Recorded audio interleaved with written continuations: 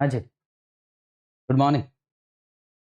Sir suggested, हाँ जी, आप लोग इंतज़ार कर रहे थे सजेस्टेड का। मैं भी इंतज़ार कर रहा था सजेस्टेड का क्योंकि मुझे ऐसा लग रहा था यार क्वेश्चंस में कुछ ना कुछ इंस्टीट्यूट गड़बड़ करेगा। पर जब मैंने सजेस्टेड देखा तो यार एक आध क्वेश्चन को अगर छोड़ दिया जाए फॉरेक्स का, उसके अलावा सब एप्रोप्रिएट आंसर दिया है जैसे उन्होंने दिया था और शायद फॉरेक्स में हमारा ओपिनियन अलग हो सकता था इंस्टीट्यूट से। ठीक है, देखते हैं। अच्छा पेपर आया था। कब का डिस्कशन कर रहा हूं मैं, क्वेश्चन पेपर जो जनवरी 2026 में आया हुआ। ठीक है, जल्दी जल्दी जल्दी जल्दी काम करते हैं फटाफट से। ठीक है सर, मल्टीपल चॉइस क्वेश्चन भी ले लेते हैं कि यस सर, थियोरी भी ले लेते हैं कि नहीं, अभी थोड़ा सा रुक जाते थियोरी के लिए। तो पहला केस सिनारियो, अच्छा क्वेश्चन आया था सिक्योरिटी वैल्यूएशन का। खास बात यह है कि मैंने बोला था आपसे पक्का पक्का कि भाई साहब ऐसा है कि रीपर्चेस ऑब्लिगेशन का क्वेश्चन आपको देखना ही देखना है। ठीक है सर, हमको repurchase obligation money market instrument याद नहीं है, कोई बात नहीं, मैं याद दिलाता हूं रेपो का क्वेश्चन। एक बार पढ़ते हैं। बोले भाई साहब, एक है शॉर्ट बैंक, एक बैंक को पैसों की जरूरत है और वो दूसरी बैंक से शॉर्ट टर्म के लिए उधार ले सकता है। ठीक है सर, वो तो हमको मालूम है। जो बैंक उधार लेता है, ठीक है, तो बदले में ऐसी थ्रू इन उधार मिल जाता है, कुछ ना कुछ सिक्योरिटीज आपके पास है, कुछ एसेट्स है, वो आपको उस बैंक को देना पड़ेगा। सिंपल सी बात है यार, ये हमको पता है। तो बोले शॉर्ट बैंक लिमिटेड, उसको सिर्फ और सिर्फ 7 दिनों के लिए पैसों की जरूरत है। ठीक है, और कब जरूरत है? 20 सितंबर 2025 को। शॉर्ट बैंक एक एग्रीमेंट करता है किससे? लॉन्ग बैंक से। एक बार लिख लूं क्या, तभी समझ में आएगा? हाँ सर। तो सर, एक है हमारा शॉर्ट बैंक और एक है लॉन्ग बैंक। ठीक है सर, और पैसे कौन उधार लेना चाहता है? सर, पैसे ये वाली बैंक उधार लेना चाहती है, बोरो। और फिर क्या कर देंगे? रीपेमेंट। हमको मालूम है ये सारी चीजें। ठीक है, पर अगर बोरो कर रहा है तो भाई कुछ ना कुछ सिक्योरिटी होना चाहिए जो हम इसके पास रखेंगे। हालांकि रखेंगे नहीं, हम इसको बेच ही देंगे और ये बोलकर बेचेंगे कि हम आपसे रीपरचेस कर लेंगे 7 दिनों बाद। हम आपको अभी सिक्योरिटी दे देते हैं और ठीक 7 दिन बाद हम आपसे रीपरचेस कर लेंगे। एक मेन कॉन्सेप्ट है। तो ये लिखा हुआ है, short bank entered into an agreement with long bank under which short bank will sell 8% government of India bonds. Sir, ये सिक्योरिटी है। यस। क्या नाम है इनका? जीओआई। और रेट ऑफ इंटरेस्ट कितना है? 8%। मतलब इन बॉन्ड्स पे 8% इंटरेस्ट मिलता है। ठीक है सर, यहां तक बात समझ में आ रही है। लेकिन जब हम 5 करोड़ रुपए के, इसका फेस वैल्यू कितना सर? 5 करोड़। 5 करोड़ मतलब सर 500 लाख। 500 लाख रुपया का सिक्योरिटी है, 5 करोड़ का सिक्योरिटी है। Face value, face value, face value. ठीक है, हम इन सिक्योरिटी को क्या करेंगे? हम देंगे और फिर 7 दिनों बाद वापस। मतलब सर, आप गिरवी बोल सकते हो कि आप गिरवी बोल दीजिए, कोई फर्क नहीं। हालांकि इसको बोला जाता है रीपर्चेस ऑब्लिगेशन। ठीक है, ये ट्रांजेक्शन, इसके लिए अगर मैं बात करूं ना सीधा सीधे, इसके लिए कौन सी ट्रांजेक्शन है?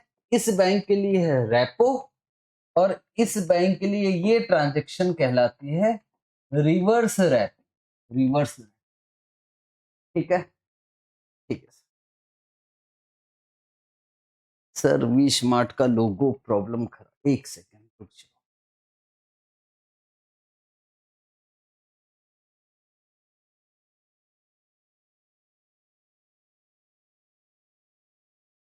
ओके, मेरे ख्याल से अभी ठीक। ठीक है यहां तक? यस। तो 5 करोड़ का लोन चाहिए, 5 करोड़ रुपया का मेरे पास सिक्योरिटी। लोन कितना चाहिए? जितना सिक्योरिटी देंगे उतना लोन मिलेगा। ठीक है, पर लोन जो आपको मिलेगा वो कितने परसेंट के हिसाब से? सर, वो जनरली कम रेट में मिलता है, वो मिलेगा हमें 6% पर एनम के हिसाब से मिल जाएगा। ठीक है, इनिशियल मार्जिन 2% है सर, ये क्या चक्कर है वो मैं समझाऊंगा। और ईच बॉन्ड जो हमारे पास सिक्योरिटी है उसका फेस वैल्यू कितना है, 1 लाख। तो ठीक है, नंबर ऑफ बॉन्ड्स निकल सकते, फेस वैल्यू कितना है तो बता सकते हो नंबर ऑफ बॉन्ड्स कितना है। तो सिंपल सी बात है, 500 लाख डिवाइडेड बाय 1 लाख। तो सर हमारे पास 500 बॉन्ड्स जो हमें देना। ठीक है, इनिशियल मार्जिन भी है, वो अभी मैंने नहीं समझा है कि क्या है भाई, धीरे धीरे बात करूंगा। The maturity of this 8% GOI bond is 31 मार्च 2029। ये बॉन्ड्स कब इश्यू हुए थे मुझे नहीं मालूम, कहीं लिखा भी नहीं है। मुझे पैसों की जरूरत है 2025 में, और ये जो बॉन्ड्स है ना जो एसबी बैंक के पास रखे हुए हैं वो 500 लाख के 5 करोड़ के हैं। कब खरीदा था मैटर नहीं करता, पर इसकी मैच्योरिटी कब है, 31 मार्च 2029। हमें क्या लेना देना, हमें तो बॉन्ड्स देना है, बॉन्ड्स वापस लेना है। लेकिन बोल रहा है ये इश्यू हुआ था 1 जनवरी 2025। समझने की कोशिश करो, इश्यू कब हुआ था सर, सर इश्यू हुआ था 1/1/2025, जानते हो, यस। और आज की डेट जब मुझे लोन चाहिए ये है 20 सितंबर 2025। ठीक है, यहां तक कोई दिक्कत नहीं है। अब सवाल ये है कि इन बॉन्ड्स को इश्यू हुए कितने दिन हो गए। तो अगर मैं डेज में गिन लूं तो अच्छी बात है, मंथ में भी गिन लो, डेज में गिन लेते हैं। 1 जनवरी, तो जनवरी में कितना ले लेते हैं, 31, फेब, मार्च, अप्रैल, मई, जून, जुलाई, अगस्त और सितंबर का 20, 262 डेज या 263 डेज, एक दिन कोई भी छोड़ दूं मैं तो लगभग 262 या 263 डेज हो चुके। ठीक है, इंटरेस्ट पेबल एनुअली, मतलब यार इंटरेस्ट जो पेमेंट होगा वो तो लास्ट में होगा 31 मार्च को, एनुअली इंटरेस्ट का पेमेंट। ठीक है, द क्लीन प्राइस, ये इंपॉर्टेंट है भाई, इन बॉन्ड्स का, जो बॉन्ड्स मैं खरीद रहा हूं उसका एक्चुअल में वैल्यू 1 लाख रुपए नहीं है, उसका उन्होंने दिया है क्लीन प्राइस। और साहब क्लीन प्राइस दिया है ₹99,420। ठीक है, यहां तक 99,420, ठीक है, क्लीन प्राइस दिया। अब मेरा क्वेश्चन है कि यार मेरे पास कोई सिक्योरिटी है, उसका क्लीन प्राइस दिया 99,420। तो भाई साहब अगर मैं कहूं सर 20 सितंबर को इस सिक्योरिटी का प्राइस है 99,420 और मेरे पास नंबर ऑफ बॉन्ड्स कितने हैं, 500। लेकिन सवाल यह है क्या इसमें इस पीरियड का इंटरेस्ट भी जुड़ा हुआ है, होना चाहिए। मुझे तो इसकी रियल वर्थ निकालना है ना, रियल वर्थ का मतलब इंटरेस्ट के बिना जो सिक्योरिटी का वैल्यू है, बॉन्ड का वैल्यू, उसको बोलते हैं क्लीन प्राइस। पर इसमें एक्रूड इंटरेस्ट भी तो है, कितने दिनों का, 262, वो भी तो इसके वैल्यू में ऐड होना चाहिए। मेरा सिंपल सा क्वेश्चन ये है, समझने की कोशिश करो। जितना मैं इसको सिक्योरिटी दूंगा, जितना बॉन्ड्स दूंगा, लॉन्ग बैंक मुझे उतना उधार देगी। पर सवाल ये है कितने रुपए की सिक्योरिटी दे रहा हूं, उसका तो मार्केट वैल्यू देखना पड़ेगा। तो हम ऐसा कर रहे हैं इस क्लीन प्राइस में, क्योंकि इसमें एक्रूड इंटरेस्ट जुड़ा नहीं है तो एक्रूड इंटरेस्ट भी तो जुड़ना चाहिए, तभी तो काम होगा। और एक्रूड इंटरेस्ट निकाल लेते हैं, कितने पे निकलेगा सर, 1 लाख। कितना प्रतिशत सर, 8%। कितने दिन का, 262 भी हो सकता है, 263 भी हो सकता है, डिवाइडेड बाय 360। सर मांगा क्या क्या एक बार देख ले कि क्वेश्चन में, एक बार देखते तो समझ में आए।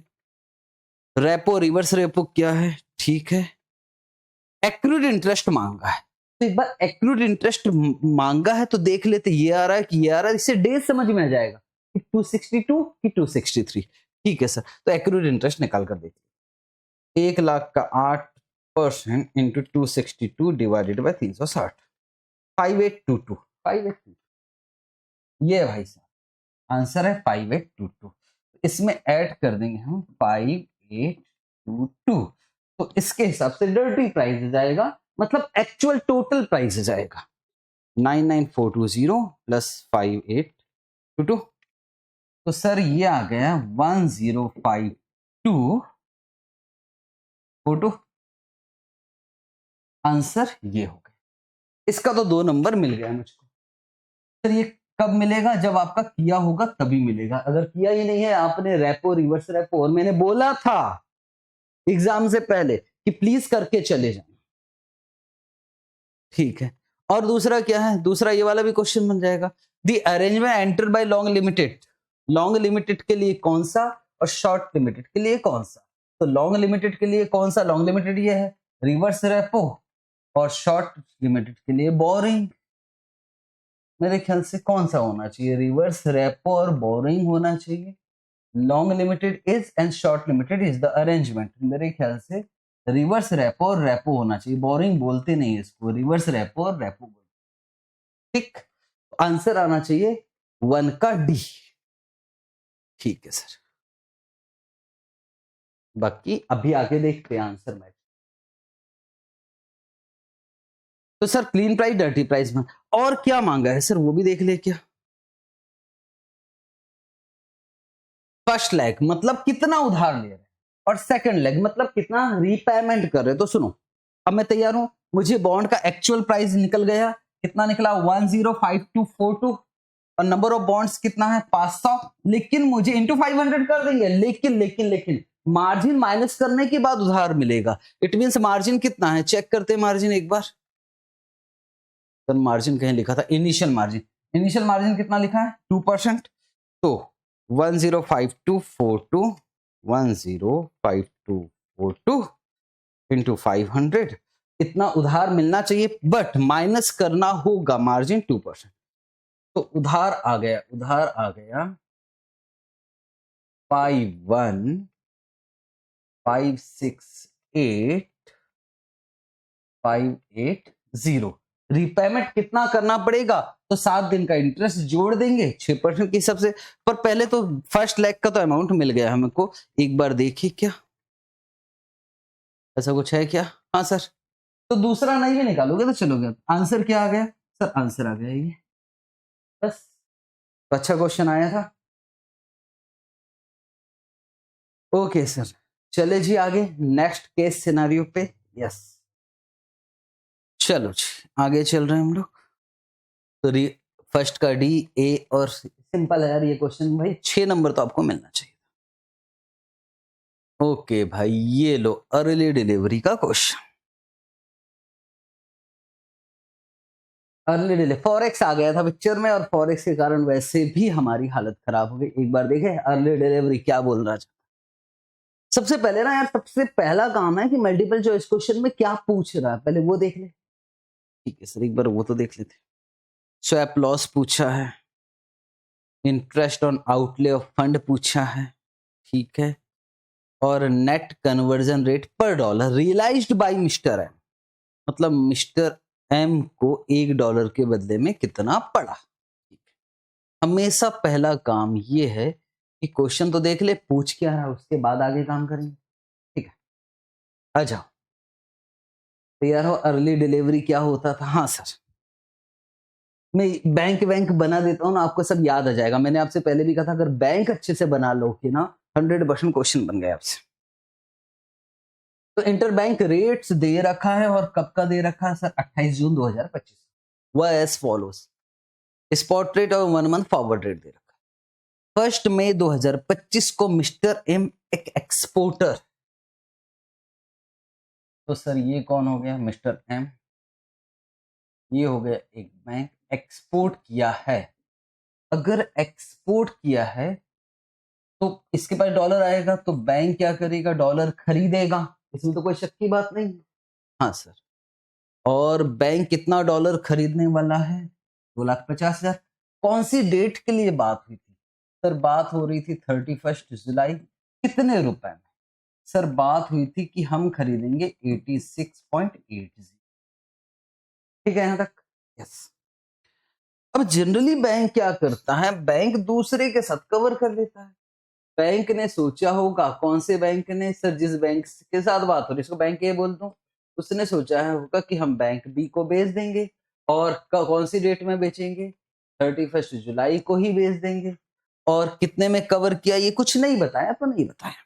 ठीक है, तो कौन सी डेट में भाई साहब आने वाला था? 31 जुलाई। और 31 जुलाई को वो हमको डॉलर भेज देता, हम दूसरी बैंक को डॉलर भेज देते, बात खत्म।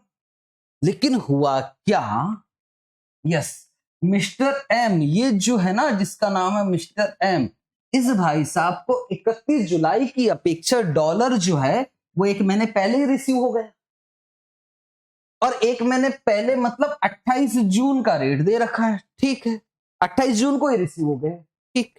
मिस्टर एम रिक्वेस्ट कर रहा है बैंक को कि जो मेरा 28 जून को आने वाला है डॉलर, वो प्लीज आप ले लेना, और अर्ली डिलीवरी के रूल से कि जिस रेट पे बुकिंग हुई है उस रेट पर इस बैंक को लेना ही पड़ेगा, ठीक है। अब लेकर करेगा क्या, सर हम इसको ट्रांसफर कर देंगे, नहीं, इसको तो इसके लिए बात हुई है 31 जुलाई को, तो आपको तो रोके रखना पड़ेगा, इस बैंक को हम ट्रांसफर करेंगे 31 जुलाई को।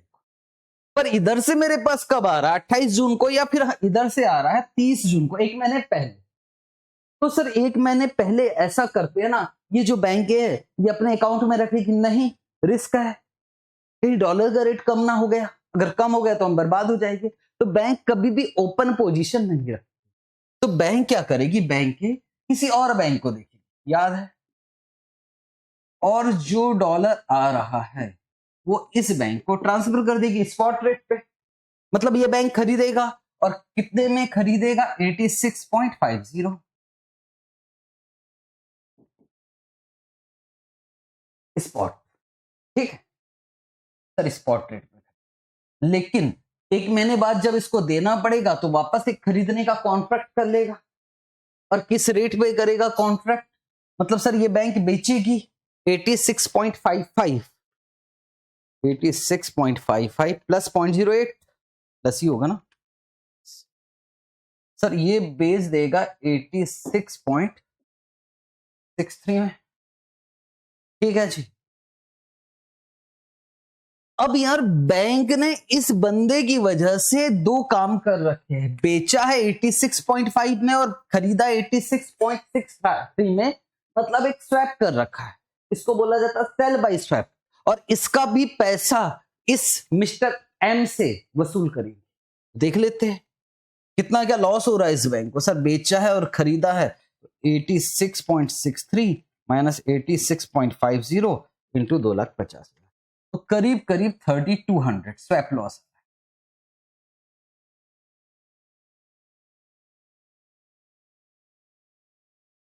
32,500 जो कि रिकवर किससे किया जाएगा, मिस्टर एम से। 32,500 का स्वैप लॉस है, कहीं है क्या, यस, आंसर क्या आएगा, 32,500, ठीक है जी, ठीक है सर। अब बात करते हैं interest on outlay of fund. अब interest on outlay of fund कैसे निकलेगा, तो वो ऐसे निकलेगा कि सुनो ना भाई मिस्टर है, आपने हमको डॉलर दिया, हमने आपको पैसा दिया, तो हमारे जेब से आज कैश आउटफ्लो हो गया, रुपया, रुपया की बात कर, रुपया, रुपया चला गया आज, जबकि जाना था 31 जुलाई को, पर चला गया आज, कब, कौन सी डेट में, 30 जून को। तो कितना डॉलर, 2,50,000 इंटू 86.80, तो करीब करीब 2,21,00,000,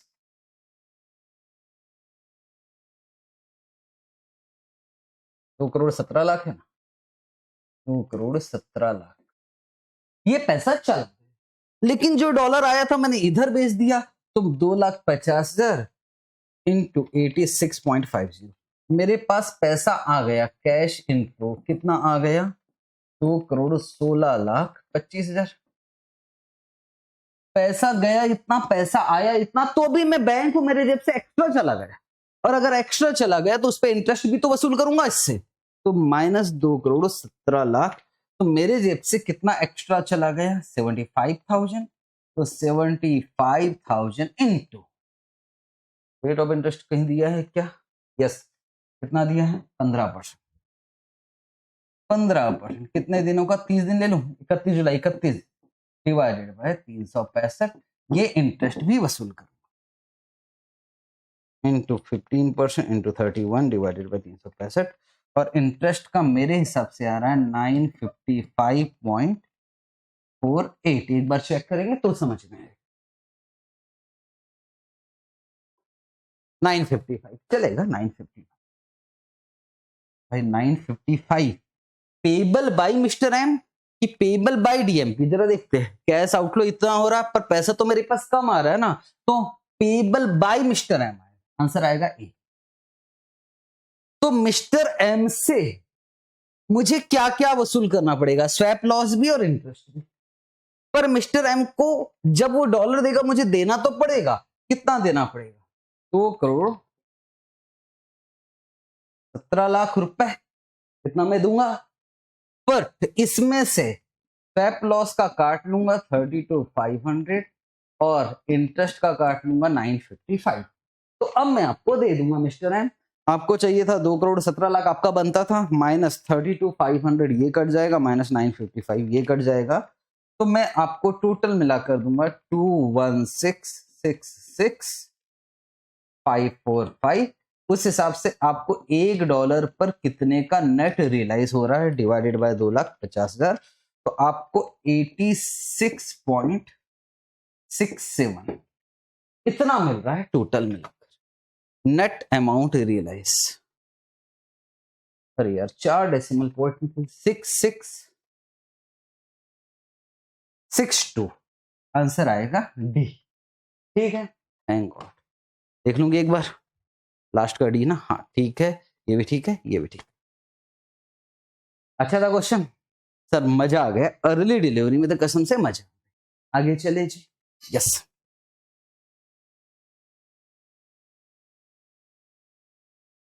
भाई साहब पोर्टफोलियो का गंदा वाला क्वेश्चन, अत्यंत गंदा। पोर्टफोलियो मैनेजमेंट का केस सिनेरियो नंबर 3 देखिए, you are submitted the following information in respect of Mr. Z's portfolio, cost, dividend, market price, beta.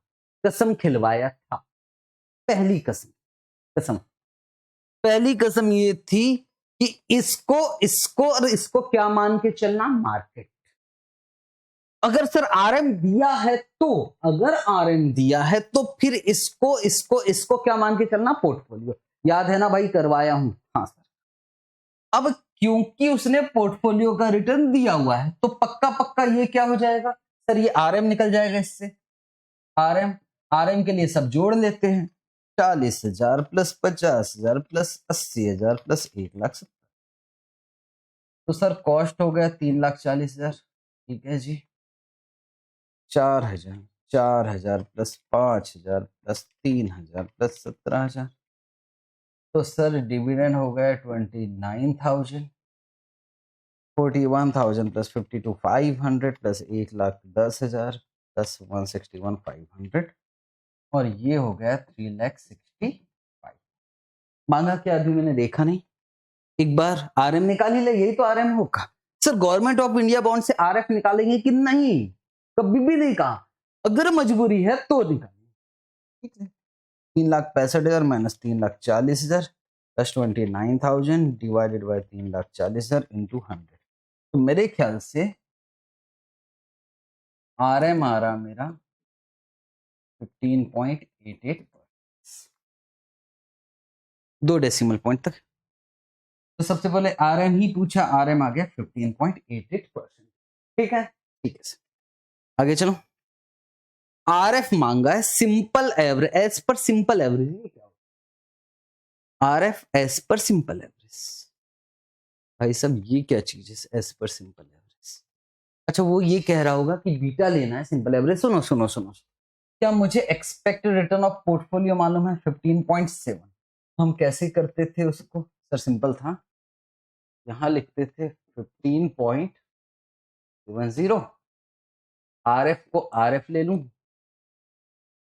RM कितना है 15.88 माइनस आरएफ को आरएफ ले लेंगे। बीटा के लिए वो बोल रहा है कि सिंपल एवरेज, सर कुछ नहीं बोलता तो मैं मार्केट प्राइस के हिसाब से बीटा ले लेता, तो 0.6 plus 0.8 plus 0.6 plus 0.01 divided by 4, तो सर ये आ गया 0.5025। सॉल्व करिए क्या सर? हम कर लेंगे, नहीं भाई कर ही लेते।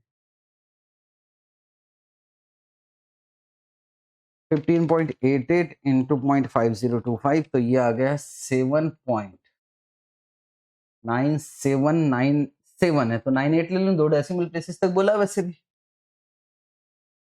अरे मल्टीप्लाई हो गया 0.5025 RF।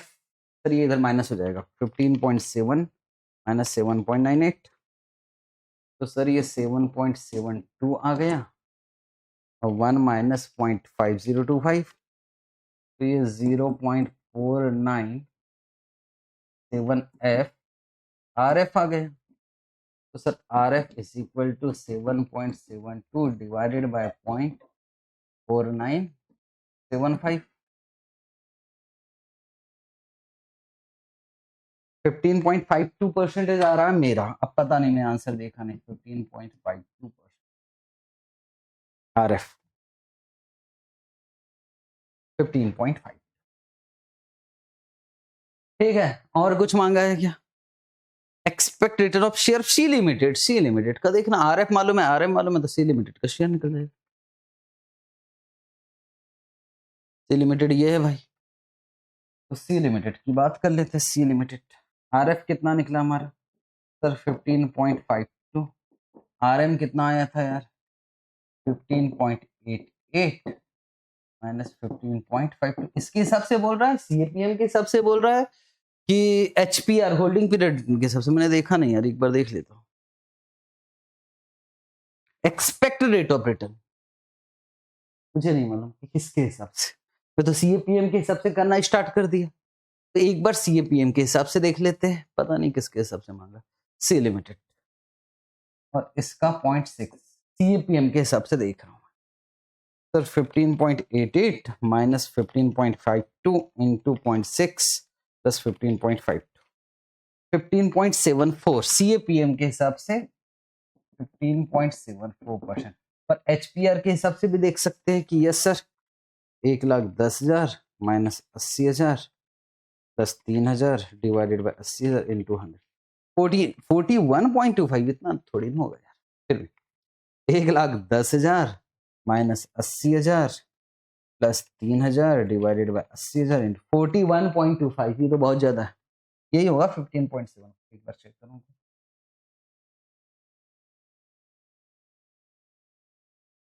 15.74 CAPM के साथ 15.7 मेरे ख्याल से सही होगा। हाँ सही। क्या मुश्किल आ सकती थी मल्टीपल चॉइस क्वेश्चन में? और सीरियसली बताना, टफेस्ट पेपर बोला जा रहा है। क्या मल्टीपल चॉइस क्वेश्चन में हमने टोटल मिलाकर कितने क्वेश्चन किए? 3। पहला रेपो वाला क्वेश्चन बनना चाहिए, 100% बनना चाहिए, अगर पढ़ा है तो बनना ही चाहिए। दूसरा कौन सा क्वेश्चन? कि अर्ली डिलीवरी। और खास बात सुनो यार, एग्जाम से पहले मैंने आपको बता रखा था, अच्छे से एक दिन पहले, याद करो वो वीडियो होगा देख लेना। मैंने कहा था भाई सिक्योरिटी वैल्यूएशन से रेपो वाला क्वेश्चन करके जाना किसी भी हालत में, बोलो बोला था कि नहीं?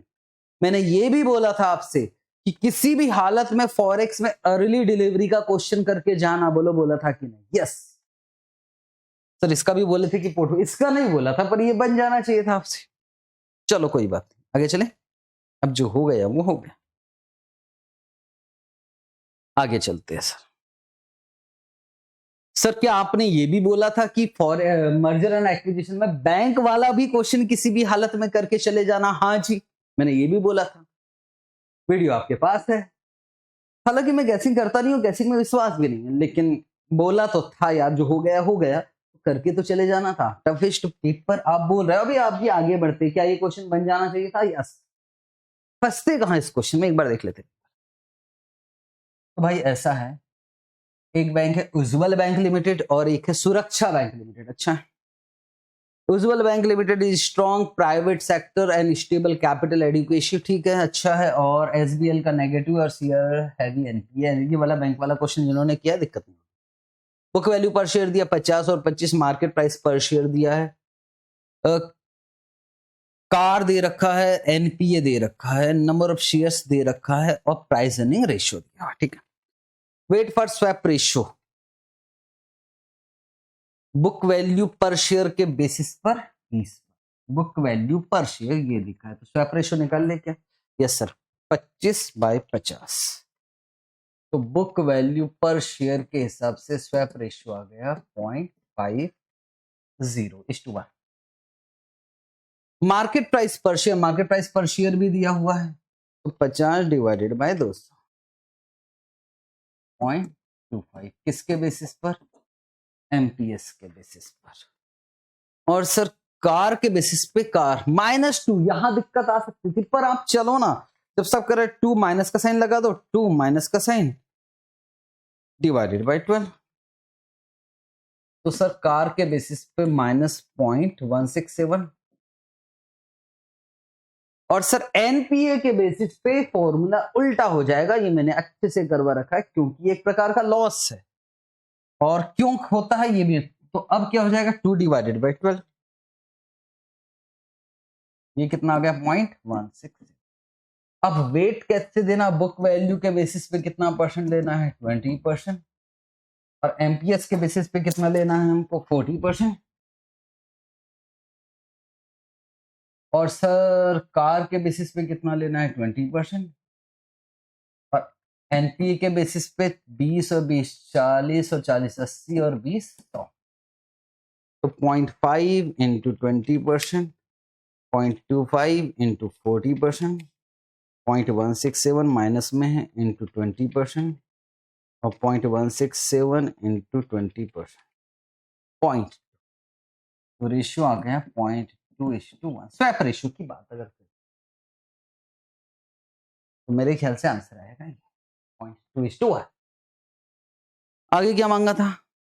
Based on the swap ratio total number of shares issued by, कितना शेयर्स इश्यू करोगे ये बताइए। आ जाओ भाई, कितना शेयर इश्यू करेंगे? सामने वाली कंपनी में नंबर ऑफ शेयर्स कितना है? 20,000। तो कितना शेयर्स इश्यू करेंगे? सर हम शेयर इश्यू करेंगे 20,000 इंटू 0.2, तो सर 4,000 शेयर इश्यू करेंगे। कोई दिक्कत की बात होनी ही नहीं चाहिए थी। ठीक है, देख ले क्या 4,000 शेयर्स। हाँ सर 4,000 शेयर्स। क्या दिक्कत थी इस क्वेश्चन? वो सर वो माइनस वाला पार्ट, हाँ वो तो दिक्कत थी ना यार, पर ट्रायल एंड एरर तो खेल सकते थे।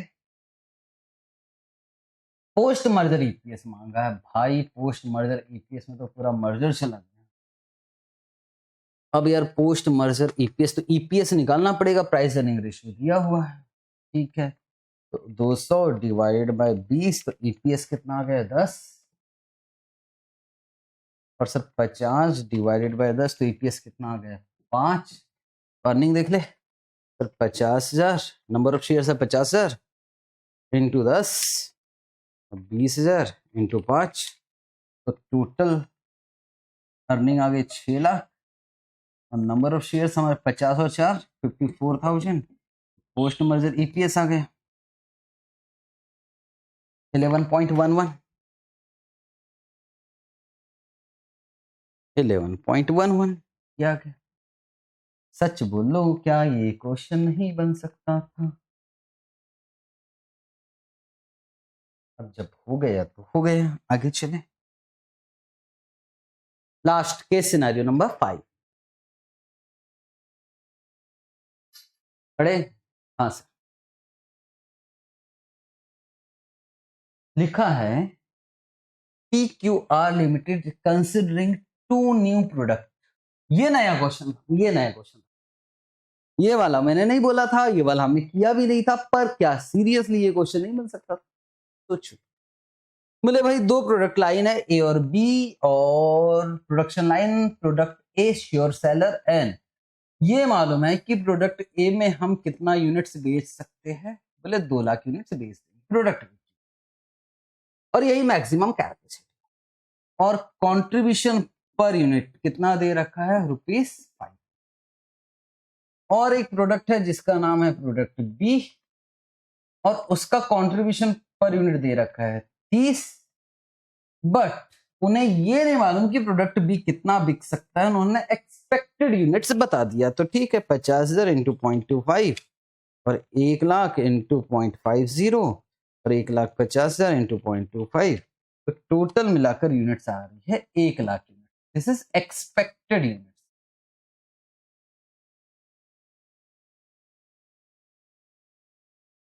ठीक है भाई, फिक्स कॉस्ट तो बोले फिक्स कॉस्ट चाहे इधर जाओ चाहे इधर जाओ, फिक्स कॉस्ट कितना लगना है, बोले फिक्स कॉस्ट लगेगा हमको 6 लाख रुपए। ठीक है, इसमें भी कोई दिक्कत की बात नहीं। From the information given about choose the correct answer. पहला बोल रहा है कि बताइए प्रोडक्ट ए सेलेक्ट करते हैं तो बताइए प्रॉफिट कितना होगा। ये तो सी एंटर डाल दिया यार, कंट्रीब्यूशन में से फिक्स कॉस्ट माइनस करो तो प्रॉफिट आ जाएगा। तो 2 लाख इंटू 5, 10 लाख माइनस 6 लाख, तो प्रॉफिट कितना आ गया? 4 लाख। शर्म आनी चाहिए, ऐसा भी कोई क्वेश्चन आता है सीए फाइनल। आगे चले। Yes sir. अगर कंपनी सेलेक्ट करती है प्रोडक्ट बी 1,40,000, बोले एक्सपेक्टेड यूनिट्स छोड़ो, हम आपसे बोल रहा है कि हम 1,40,000 यूनिट सेल कर देंगे तो बताइए प्रॉफिट कितना आएगा? बताओ। 1,40,000 इंटू 10, 14 लाख माइनस 6 लाख, तो प्रॉफिट कितना आ गया? प्रॉफिट आ गया 8 लाख।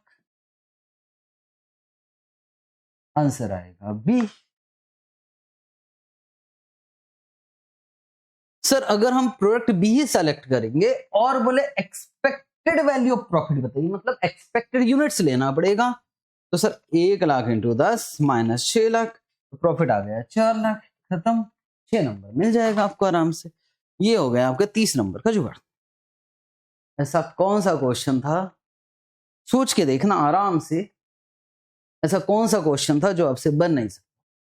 अगर ये वाला क्वेश्चन, सिर्फ इस क्वेश्चन को छोड़ दो, इस क्वेश्चन के लिए मैं बोल रहा हूं कि ये नया था, ठीक है भाई, हमको कंट्रीब्यूशन प्रॉफिट ये तो पढ़ा ही नहीं, तो हमको कहां से मालूम होगा? ठीक है, हमको नहीं मालूम। सीरियसली बताओ, फॉरेक्स का क्वेश्चन था, सिक्योरिटी वैल्यूएशन का क्वेश्चन था, और कौन सा क्वेश्चन था? मर्जर वाला क्वेश्चन था। क्या ये आपसे बन नहीं सकता था? 100% बन सकता। चलो सर, वैसे भी एमसीक्यूज में तो हमको नंबर मिले ही हैं, आगे बढ़ो ना डिस्क्रिप्टिव। चलो तो आगे चले।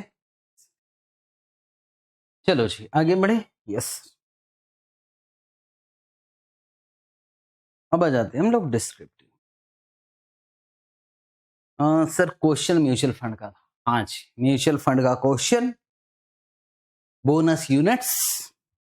सर ये क्वेश्चन भी बाहर का था क्या? नहीं, ये भी क्वेश्चन बाहर का नहीं था। कसम से जो बोल रहा है बाहर का है भाई, उन्होंने पढ़ा ही नहीं। सिंपल सी बात बोल रहा हूं, पढ़े मतलब मैं आपसे बोल रहा हूं मल्टीपल चॉइस क्वेश्चन का 30 नंबर मिलना चाहिए। ये वाला क्वेश्चन आपसे 100% बनना चाहिए, अगर नहीं बनता तो दिक्कत है। लिखा है Messrs wealth builders and asset management company launch a dividend bonus scheme on 1 April 2019। 1 April 2019 the fund demonstrated strong performance over the years. ठीक है, की इवेंट्स आर एज फॉलोज। 1 अप्रैल 2019 को आपने यूनिट्स इश्यू किया। 30 सितंबर 2021 को फंड ने बोनस डिक्लेयर किया। 1 unit issue करेंगे 4 के बदले में, ठीक है। और फिर 21 के बाद 2023 में फिर आपने बोनस इश्यू किया 5 के बदले में 2, ठीक है। इन्वेस्टर मेड लमसम इन्वेस्टमेंट, और इन्होंने जब यहां पैसा लगाया था तो कितना पैसा लगाया था? सर हमने लगाया था 25 लाख रुपए। Scheme at its inception and remain invested through out, मतलब इन्होंने जो 25 लाख लगाया था वही आगे चलाया, बीच में यूनिट्स नहीं खरीदा। और आज की डेट है 31 मार्च 2025। याद रखना 20 से 25 नहीं, 19 से 25 है। अब पढ़ा है तो इतना ही ज्यादा, इतना डिटेल में पढ़ लिया कि 5 साल वाला पढ़ा तो 5 साल वाला ही याद है हमको, हमने वही चिपका कर आ गया। 6 साल हो रहा है भाई, 19 से 20, 21, 22, 23, 24, 25, 6 साल। 6 साल था, और 6 साल में आपने हर साल कमाया है 16.8% एवरेज एनुअल रिटर्न। लिखा, इफेक्टिव यील्ड नहीं लिखा है, लिखा भी होता तो हमको फर्क नहीं पड़ता। तो सर लगाया कितना था हमने? सर लगाया था हमने 25 लाख प्लस 25 लाख का एवरेज रिटर्न हमने कमाया है 16.8%। कितने साल तक? 6 साल। तो क्लोजिंग वैल्यू निकल जाएगा। आज हमारे इन्वेस्टमेंट की वैल्यू कितनी है?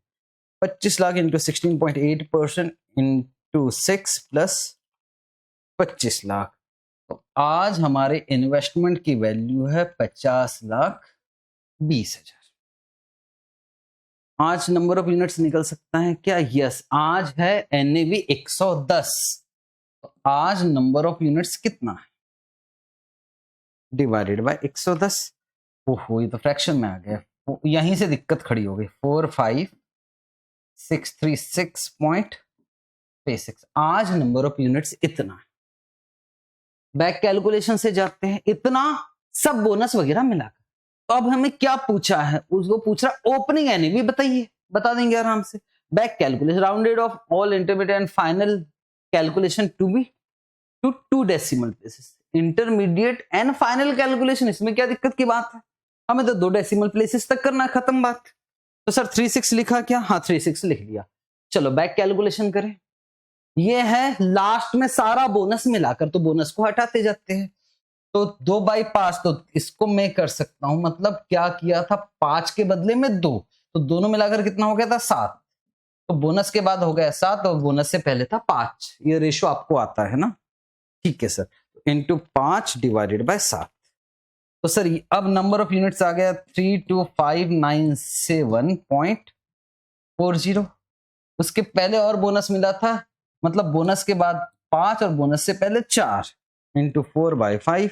तो कितना यूनिट्स था सबसे शुरू में, 26077.92। कितना लगाया था 25 लाख, तो 25 lakh divided by MRC equal to, तो करीब करीब आंसर आना चाहिए 95.8687 के आसपास। मैंने ना पूरा लेकर बनाया हूं, मैं बस आंसर चेक करना चाहता हूं, बाकी और कुछ था नहीं। कितने नंबर का क्वेश्चन था भाई, 6 नंबर का क्वेश्चन।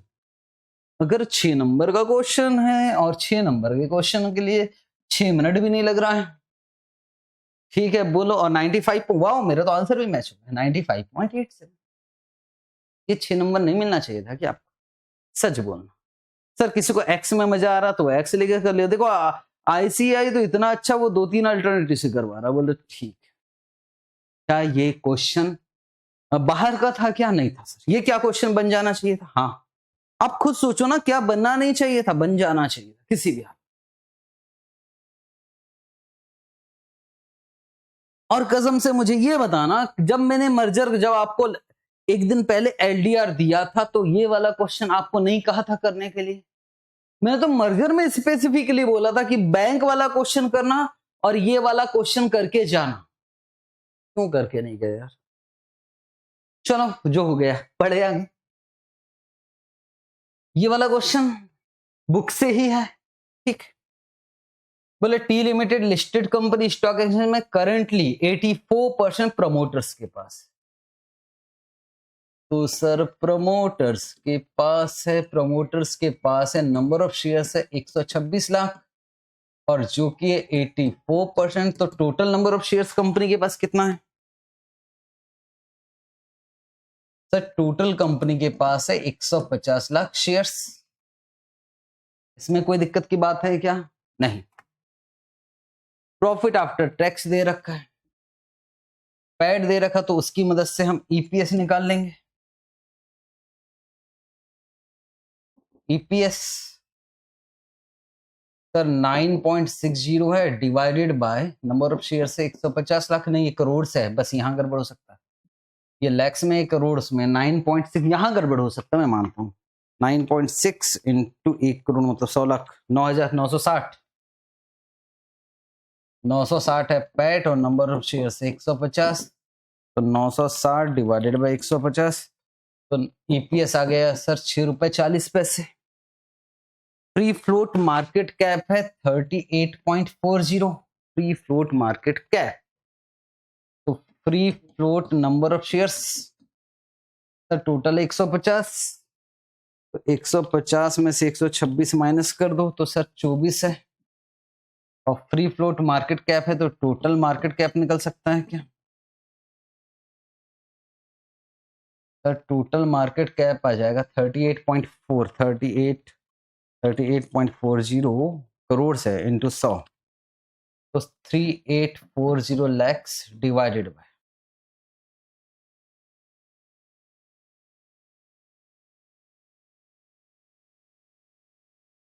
टोटल मार्केट कैप की जरूरत ही नहीं थी, free float number of share है, तो वैसे भी हम एमपीएस निकाल लेते। चलो फिर भी टाइम पास करते, क्या रखा।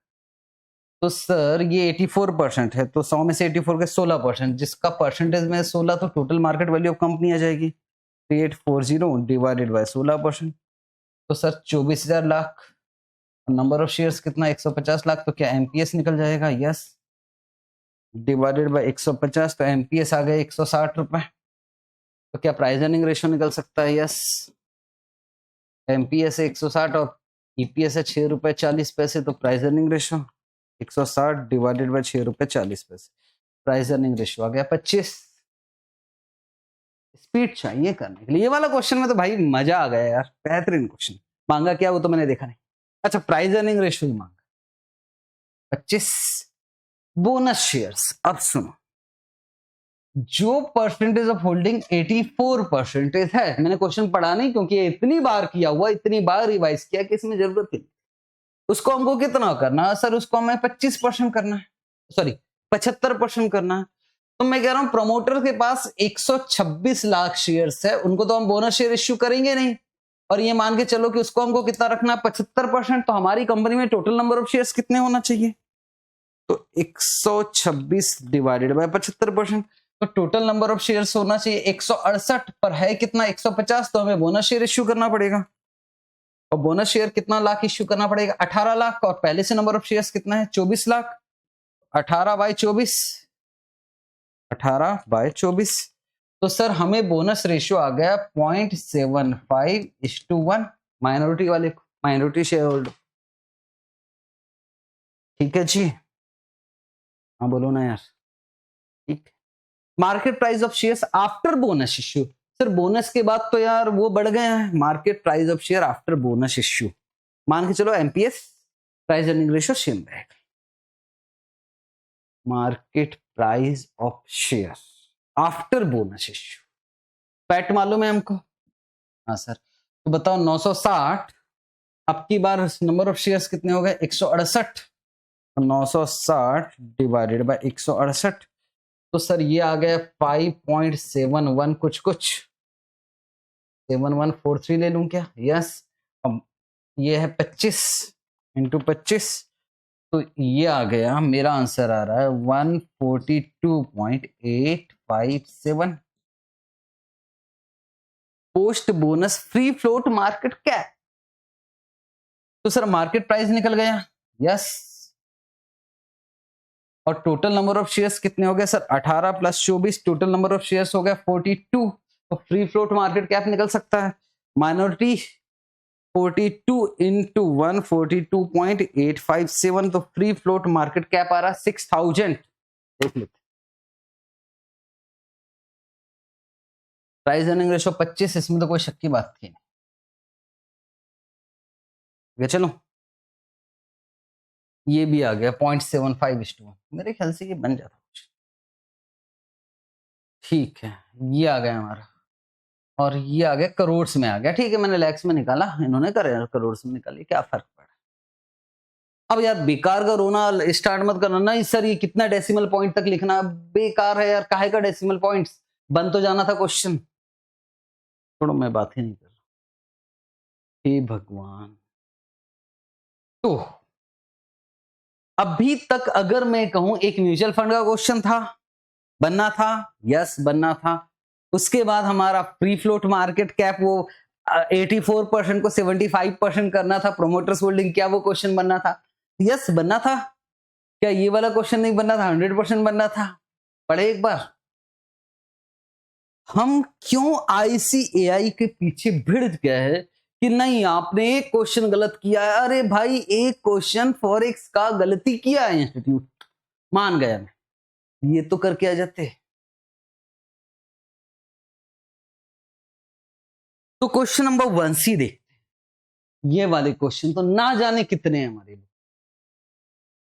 Miss Priya initiated the following option strategy on omega industries. क्या किया है इन्होंने? इन्होंने किया है एक कॉल ऑप्शन खरीदा, यूरोपियन, हमें फर्क नहीं पड़ता, हम यूरोपियन ही एज्यूम करते। तो कॉल ऑप्शन स्ट्राइक प्राइस कितना है? 620 रुपए। कॉल कब एक्सरसाइज होगा? जब 620 से ऊपर जाए।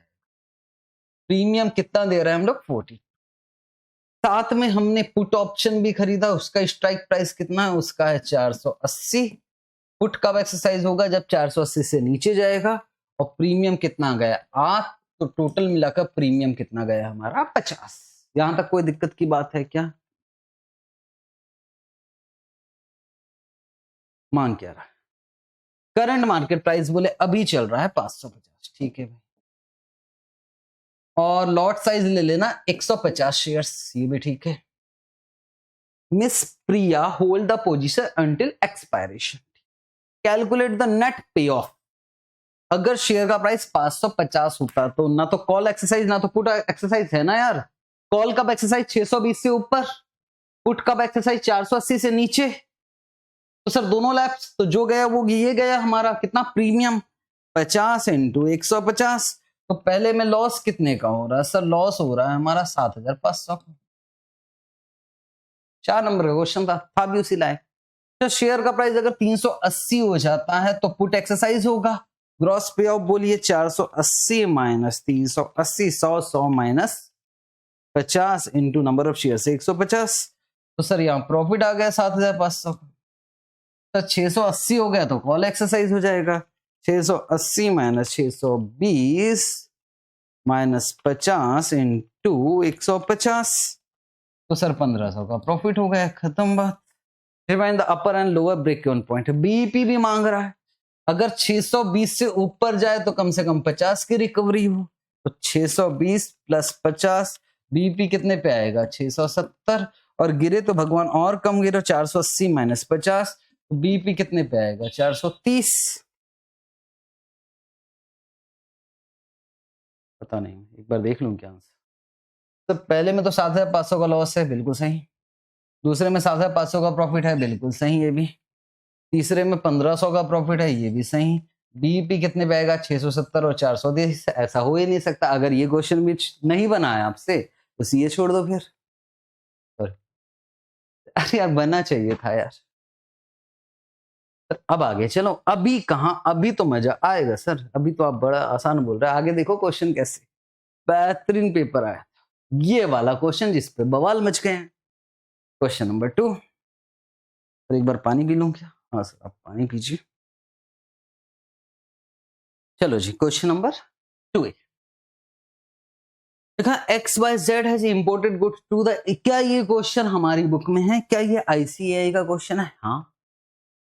क्या आईसीएआई जो क्वेश्चन बना रहा था उसमें कुछ गलतियां थी? मेरे ख्याल से पर्सनली उसमें भी कोई गलती नहीं थी। ये क्वेश्चन बनाया इसमें भी कोई गलती नहीं, दोनों जगह ठीक है। बस मैं एक बात आपसे बस क्वेश्चन को पूछ रहा हूं, मुझे आंसर दोगे तो बात ही खत्म हो जाएगी। तो पहले क्वेश्चन पढ़ो ना, फिर कॉन्सेप्ट की बात करें। पहले क्वेश्चन, एक्स वाई जेड है इंपोर्ट कर रहा है गुड्स $8 मिलियन का। तो $8 मिलियन का मतलब सर $8 मिलियन मतलब $80 लाख। 8 मिलियन मतलब 6 जीरो ना सर, बात करें। तब पेमेंट 1% डिस्काउंट मिल जाएगा if full amount is paid. पूरा की पूरा अभी क्या 1% डिस्काउंट मिल जाएगा, मतलब सर फिर मुझे 8 मिलियन माइनस 1%। तो सर फिर मुझे 79 लाख 20,000 ही खरीदना पड़ेगा। इतना $। 60 डेज इंटरेस्ट फ्री क्रेडिट। सामने वाला ये बोल रहा है अभी पेमेंट करो डिस्काउंट मिलेगा। दूसरा क्या बोल रहा है? आप एक काम करो, आपको जब पेमेंट करना है करना, 60 दिन आपका इंटरेस्ट फ्री क्रेडिट, 60 दिन का सामने वाला पर्सन मुझसे ब्याज नहीं ले रहा है, लेकिन मुझे तो और 30 दिन चाहिए। तो उन्होंने कहा कि भाई फिर हम आपसे इंटरेस्ट चार्ज करेंगे 8%, ठीक है। Will be charge for additional days after 60 दिन, मतलब 30 दिन का इंटरेस्ट चार्ज करेंगे। यहां से दिक्कत खड़ी हुई थी हमारे क्वेश्चन में भी, कॉन्सेप्ट में भी, कि हमारे पास ऑलरेडी 25 लाख है for remaining. It has offer from bank loan up to 90 days 9%। हमारे पास 25 लाख रुपए है और जो पैसा बचेगा उसका आप 9% के हिसाब से लोन ले लेना, ठीक है। बात समझ में आती। और ये रेट दे रखा स्पॉट रेट, कोई बिड आस्क का झंझट ही नहीं है। अब बोला क्या है? पे कीजिए अभी आफ्टर यूटिलाइजिंग कैश। कैश को यूज कर लीजिए। For balance amount take 90 days loan from bank. या तो आप 60 दिन में पेमेंट कीजिए और बैंक से लोन ले लीजिए 30 दिन के हिसाब से आफ्टर यूटिलाइजिंग कैश, ऐसा बोल रहा। या तो 90 डेज का क्रेडिट और कैश अवेलेबल, ठीक है। और जो कैश अवेलेबल है उससे हम 4% की कमाई कर सकते हैं अगर हम उसको यूटिलाइज नहीं करते हैं तो। यही दिक्कत है भाई, यहां ना कॉन्सेप्चुअल दिक्कत है। अगर मैं 9% पर पैसा लगा सकता हूं तो ये वाला 4% पे मैं क्यों रखूंगा पैसे? मेरी बात समझो यार, अजीब सी बात है। आप सोच के देखो ना, अगर मेरे पास बेस्ट अपॉर्चुनिटी है तो ये अपॉर्चुनिटी मेरे काम की नहीं है। खैर, मैं आपको ईयर 360 दिन टैक्सेशन कैश फ्लो करोड़ में करना, राउंडेड ऑफ, ठीक है, 4 डेसिमल 3 डेसिमल 4 डेसिमल। अब देखो एक सिंपल सी बात है, फर्स्ट पॉइंट से मैं बात करूंगा, मैंने पहले भी बात कर चुका हूं इस पे। मेरा कहना है कि अगर मैं फर्स्ट पॉइंट की बात करूं तो 79,20,000 मुझे लग रहा है, ठीक है, और इसको मुझे खरीदने के लिए पैसा कितना चाहिए? इंटू 66.98, ठीक है सर। पर मेरे पास तो ऑलरेडी 25 लाख रुपए, उसका तो मैं यूज करूंगा, माइनस 25 लाख। बचा हुआ पैसा मैं बोरो करूंगा कितने परसेंट के सबसे? बोरोइंग के लिए कुछ रेट दिया है क्या? क्योंकि आज लग रहा ना यार पैसा, तो आज का रेट है क्या? यस।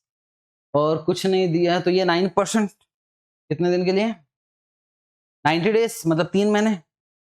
एक बार लिख लूं, 52798160 कितना percent? 9 into 3 divided by 12 divided by 100 plus 1 into 52798160। मेरा आंसर आ रहा है 539 करोड़ में कर लें, डिवाइडेड बाय 100 लाख, करोड़ में देना ना। तो सर ये आ रहा है 53.9861 करोड़। यहां तक कोई दिक्कत नहीं थी।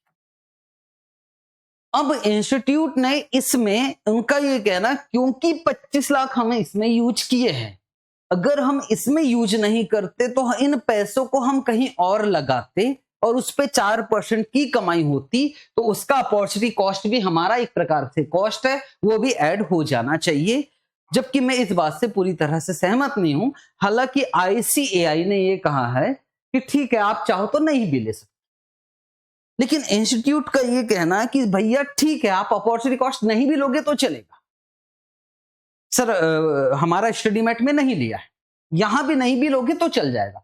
पर उन्होंने यहां एक काम और किया, बोले लेकिन भाई 25 लाख तो जा रहे हो ना, इसको तो आप मना नहीं कर सकते, 25 लाख भी तो जा रहा है। हालांकि आपने उधार लिया है, 25 लाख को घटाने के बाद बचा पैसा उधार लिया, लेकिन जब देना पड़ा तो 25 लाख भी तो मेरा आउटफ्लो है, उसको तो कंसिडर करना चाहिए ना भाई। पर क्या ही फर्क पड़ेगा अगर नहीं करोगे तो? मेरी बात समझो, अगर मैं आपसे बोल रहा हूं, अगर एक ही खर्चा तीनों अल्टरनेटिव में आ रहा है, अगर आप उसको नहीं भी लोगे वो तो इरेलीवेंट हो गया ना। ऐसे खर्चे, कॉस्ट अगर अच्छे से पढ़ा है, जो तीनों अल्टरनेटिव में आ रहा है, डिसीजन करना कि ये करे कि ये करे कि ये करे, तो उस 25 लाख को अगर आप इग्नोर भी कर देते तो कोई फर्क नहीं पड़ रहा है। मतलब सर समझाओ, मतलब मैं आपसे, छोड़ो यार इस पे क्या बहस करूं, मैं आपसे बस इतना बोल रहा हूं, जो बुक में किया है वो भी सही है। मेरा एक बात बताओ, मुझे ना यार गाड़ी चाहिए, कार खरीद भी सकता हूं, लीज पे भी ले सकता हूं, ठीक है।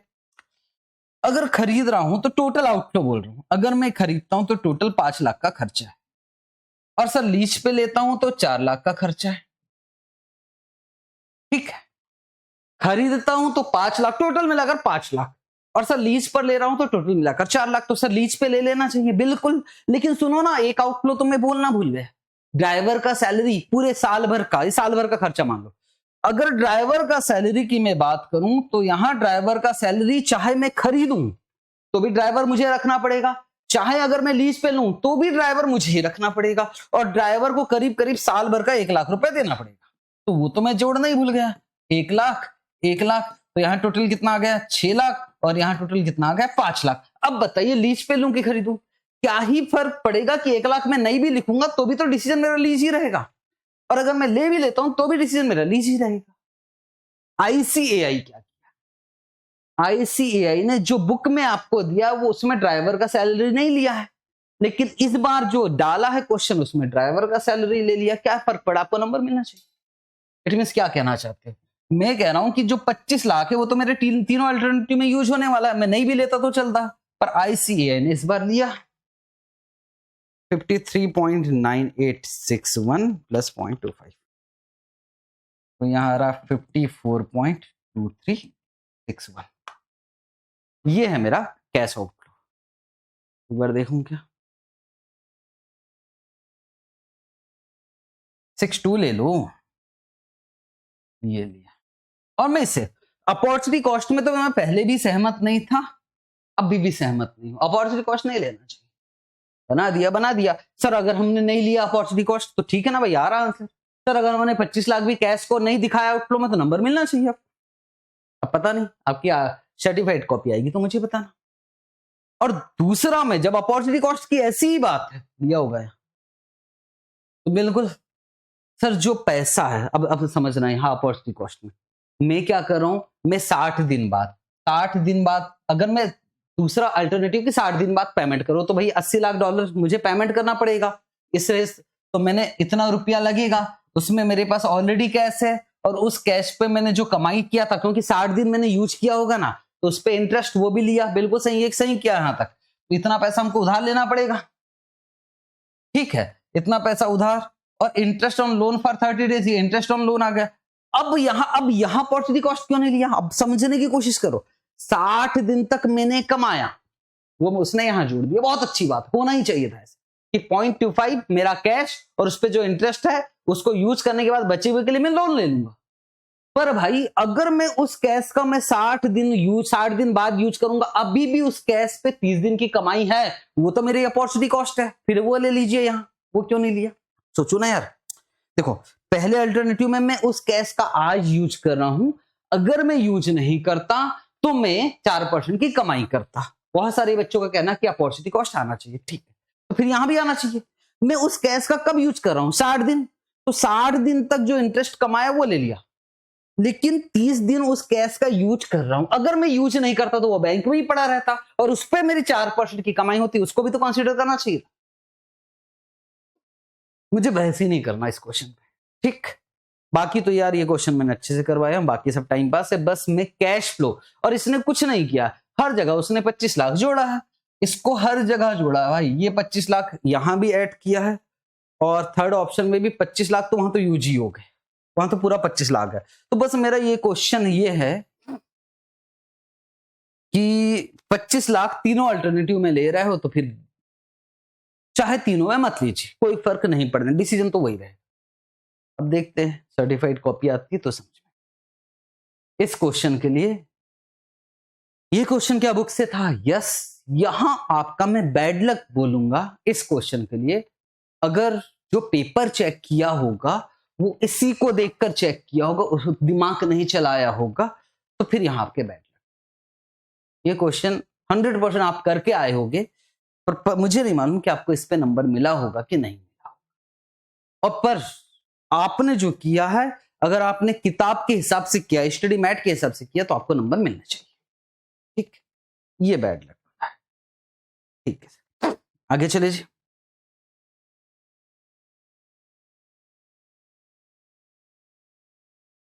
ईएफआर वाला question, EFR external fund requirement. Sir ये क्वेश्चन सीरियसली अच्छा था ना, हाँ जी अच्छा, एक बार देखिए क्या। इसके लिए थोड़ा रुकता हूं, ये समझना पड़ेगा, बहुत सारे बच्चे इस क्वेश्चन को देखेंगे कि सॉल्व कैसे हो रहा है, इसलिए थोड़ा सा ध्यान से काम करेंगे। एक ब्रेक और लूंगा। चलो जी, अच्छा क्वेश्चन आया था ईएफआर का, एक बार पढ़ी क्या। हाँ लिखा हुआ है, MNC limited company financial statement for financial year 24-25 are provided. Sales दिया है, कॉस्ट दिया है, इनकम बिफोर टैक्स दिया, टैक्स दिया, नेट इनकम दिया, ठीक है। और उस कंपनी का 31 मार्च 2025 का बैलेंस शीट भी दिया, net fix asset, current assets, equity, long term debts and current liability, ठीक है भाई, कोई दिक्कत की बात नहीं। आगे बढ़े, यस। कंपनी को ये लग रहा है कि 40% का ग्रोथ होने वाला है अगले फाइनेंशियल ईयर में। अब समझने की कोशिश करना भाई, 40% का ग्रोथ होने वाला है, सेल्स बढ़ने वाला है। अगर सेल्स बढ़ेगा तो नंबर ऑफ यूनिट्स भी बढ़ेगा, भाई सेल्स बढ़ने वाला क्या सेलिंग प्राइस बढ़ने वाला है? नहीं सर, सेलिंग प्राइस थोड़ी नहीं बढ़ेगा। एक्चुअल में सेल्स बढ़ेगा तो यार प्रोडक्शन ज्यादा करना पड़ेगा। अगर प्रोडक्शन ज्यादा करना पड़ेगा और मान के चल रहा हूं कि ये 100% कैपेसिटी में काम हो रहा है, तो भाई जिस रेशो में आपका सेल्स बढ़ेगा उसी रेशो में आपका फिक्स एसेट भी बढ़ना चाहिए। अगर मैं फिक्स एसेट्स की बात करूं तो हो सकता है कि मुझे और प्लांट और मशीनरी की जरूरत पड़ेगी। दूसरा, हमारा यह मानना होता है कि अगर सेल्स बढ़ता है तो उधारी भी तो बढ़ेगी, डेटर्स भी बढ़ेगी, स्टॉक भी ज्यादा मेंटेन करना पड़ेगा और करंट लायबिलिटी भी बढ़ जाएगी उसी रेशो में। सेल्स बढ़ेगा तो ज्यादा उधार देना पड़ेगा यार। तो उस हिसाब से हमारा working capital, net working capital कितना दिखाई दे रहा है? नेट वर्किंग कैपिटल हमको दिखाई दे रहा 500, अभी 500 है, ये भी तो बढ़ेगा, मतलब ये भी 40% से बढ़ेगा। तो अब सवाल ये है कि वो जो एक्स्ट्रा लगेगा फिक्स एसेट, अगर फिक्स एसेट 100% कैपेसिटी पे काम हो रहा है तो सेल्स बढ़ेगा तो फिक्स एसेट भी बढ़ेगा और आपका वर्किंग कैपिटल की भी आपको फंड की जरूरत पड़ेगी। अब सवाल यह है कि फंड का अरेंजमेंट कहां से किया जाए। तो पहला यह है, अगर आपके पास पैसे अवेलेबल है तो उन पैसों का यूज कर लीजिए, मतलब रिटर्न अर्निंग। क्योंकि हम 25% ही डिविडेंड देने वाले, तो बचा हुआ पैसा यूज करोगे। और भी पैसों की जरूरत पड़ी तो फिर हमको बाहर से उधार लेना पड़ेगा, एक्सटर्नल फंड। और लिखा भी all cost, current asset and current liability are expected to increase with sales except return earning, no need, नया शेयर्स हमको इश्यू करना ही नहीं है। इसके मतलब आप रिटर्न अर्निंग को यूज कर लीजिएगा, उसके अलावा आपको नया शेयर इश्यू नहीं करना है। तो भाई पैसे कहां से आएंगे? तो बोले पैसों का अरेंजमेंट आप एक्सटर्नल फंड रिक्वायरमेंट के थ्रू करोगे, और वो पैसों का अरेंजमेंट कहां से होगा? लॉन्ग टर्म डेट से। सबसे पहला काम हमको ये करना है कि एक्चुअल में हमारे पास रिटर्न अर्निंग कितना है। सेल्स बढ़ेगा कितने परसेंट से? 40%, 40% का बढ़ रहा है तो एक्सपेंसेस भी 40% से बढ़ेंगे, तो सर ईबीआईटी भी 40% से बढ़ जाएगा। यस, तो अगर मैं ईबीटी, अगर मैं आपसे बोलूं कि ईबीटी कितना, तो प्रॉफिट भी 40% से बढ़ा दो, सीधा सीधा क्यों टाइम पास कर रहे हो? तो बताइए एक्सपेक्टेड प्रॉफिट आफ्टर टैक्स कितना आएगा? Sir 140 plus 40%, sir 196। उसमें डिविडेंड कितना देने वाले हो? 25% लिखा है, 49। तो बताइए रिटर्न अर्निंग कितना बचा आपका? -196। रिटर्न अर्निंग है हमारे पास 147। ठीक है, अगर 100% कैपेसिटी में काम हो रहा है मतलब हमें फिक्स एसेट भी 40% से बढ़ाना पड़ेगा, प्लस हमें पैसा चाहिए कितना है? 4000 इंटू 40%, मतलब हमें 1600 ये चाहिए था फिक्स एसेट के लिए, और साथ में यह है 500, तो 500 इंटू 40%, हमें 200 ये चाहिए था, तो 1800 चाहिए था। 147 हमारे पास ऑलरेडी है, तो उस हिसाब से हमें ईएफआर चाहिए था 1653। लेकिन क्वेश्चन ने यहां खेल खेल लिया और उन्होंने कहा कि भाई किसने कहा है कि 100% कैपेसिटी में काम हो रहा है? अभी हमारे पास कैपेसिटी बाकी है, और हमारे पास कितना कैपेसिटी? अभी मान के चलो कि 65% कैपेसिटी का यूटिलाइजेशन हो रहा है, specially for fix assets. Fix asset की बात करो तो उनका ये कहना है कि भाई जो फिक्स एसेट है ना, और उससे जो सेल्स जनरेट हो रहा है ना, अभी हम सिर्फ 65% पे काम कर रहे हैं। इट मींस आप देख लीजिए कि फिक्स एसेट की जरूरत पड़ेगी कि नहीं पड़ेगी, समझने की कोशिश करना। जो 7500 है ना, इससे भी ज्यादा का सेल्स हो सकता है और हमें फिक्स एसेट खरीदना भी नहीं पड़ेगा। मतलब अगर मैं कहूं कि ये अभी 65% ही सेल्स है, यस, हम इसको 100% भी कर सकते हैं। अब समझने की कोशिश करना, मेरा बस ये कहना है कि जो 7500 सेल्स दिख रहा है वो अभी 65% है, तो बताओ 100% कितना होगा? 100% होगा 11,538 लाख का हम सेल्स कर सकते हैं 100% कैपेसिटी। मतलब जो 4,000 है ना फिक्स एसेट्स, उसमें हम अभी तो 7,500 का सेल्स हो रहा है, हम 11,538 तक का सेल्स कर सकते हैं। तो अभी यार सेल्स कितने परसेंट से बढ़ा रहे हैं? 40% से। तो 7,500 प्लस 40% प्लस 1.4 कर देना, तो 7,500 प्लस 40%। तो वैसे तो हमें नीड है 10,500 का सेल्स, 10,500, पर हमारे पास इतना फिक्स एसेट है कि हम इतने तक का सेल्स, इतने तक का प्रोडक्शन कर सकते हैं, जबकि हमको इतना प्रोडक्शन ही नहीं करना, 10,500 ही करना है। तो उस हिसाब से यार हमारा 4,000 में फिक्स एसेट खरीदने की जरूरत नहीं पड़ेगी। जो भी पैसा लगेगा वो किस में लगेगा? हमारा करंट एसेट्स 500 का 40% लगेगा। कितना? 500 का 40% हमें लगेगा 200, उसमें से ऑलरेडी हमारे पास 147 का रिटर्न अर्निंग है, तो हमें EFR जो है एक्सटर्नल फंड रिक्वायरमेंट वो सिर्फ 53 का होगा। That's it. ठीक है जी। तो हमें EFR कितना लगेगा? फंड लॉन्ग टर्म बोरिंग से कितना जाएगा? 53। दूसरा, अगर हम 65% कैपेसिटी में काम नहीं कर रहे होते, हम 95% कैपेसिटी में काम कर रहे होते, फिर क्या होता? फिर मैं जुगाड़ लगा लेता। 7,500 सेल्स है, पर इसके लिए हमें 95% सेल्स चाहिए। ये सेल्स कितना है? 95%। 4,000 के फिक्स एसेट में कितने रुपए तक का सेल्स किया जा सकता है? तो 7,500 डिवाइडेड बाय 95%, तो सर 7,894 लैक्स इतना कर सकते हैं। पर प्रॉब्लम क्या है? 7,894.74 ले लेता हूं फ्रैक्शन। मतलब अगर मेरा अभी ये 95% कैपेसिटी में काम हो रहा है, तो 100% में हम 7,894.74 ही सेल्स कर सकते हैं। पर सेल्स मुझे कितना चाहिए? हमें तो 40% बढ़ाना। सेल्स हमको कितना चाहिए? 10,500।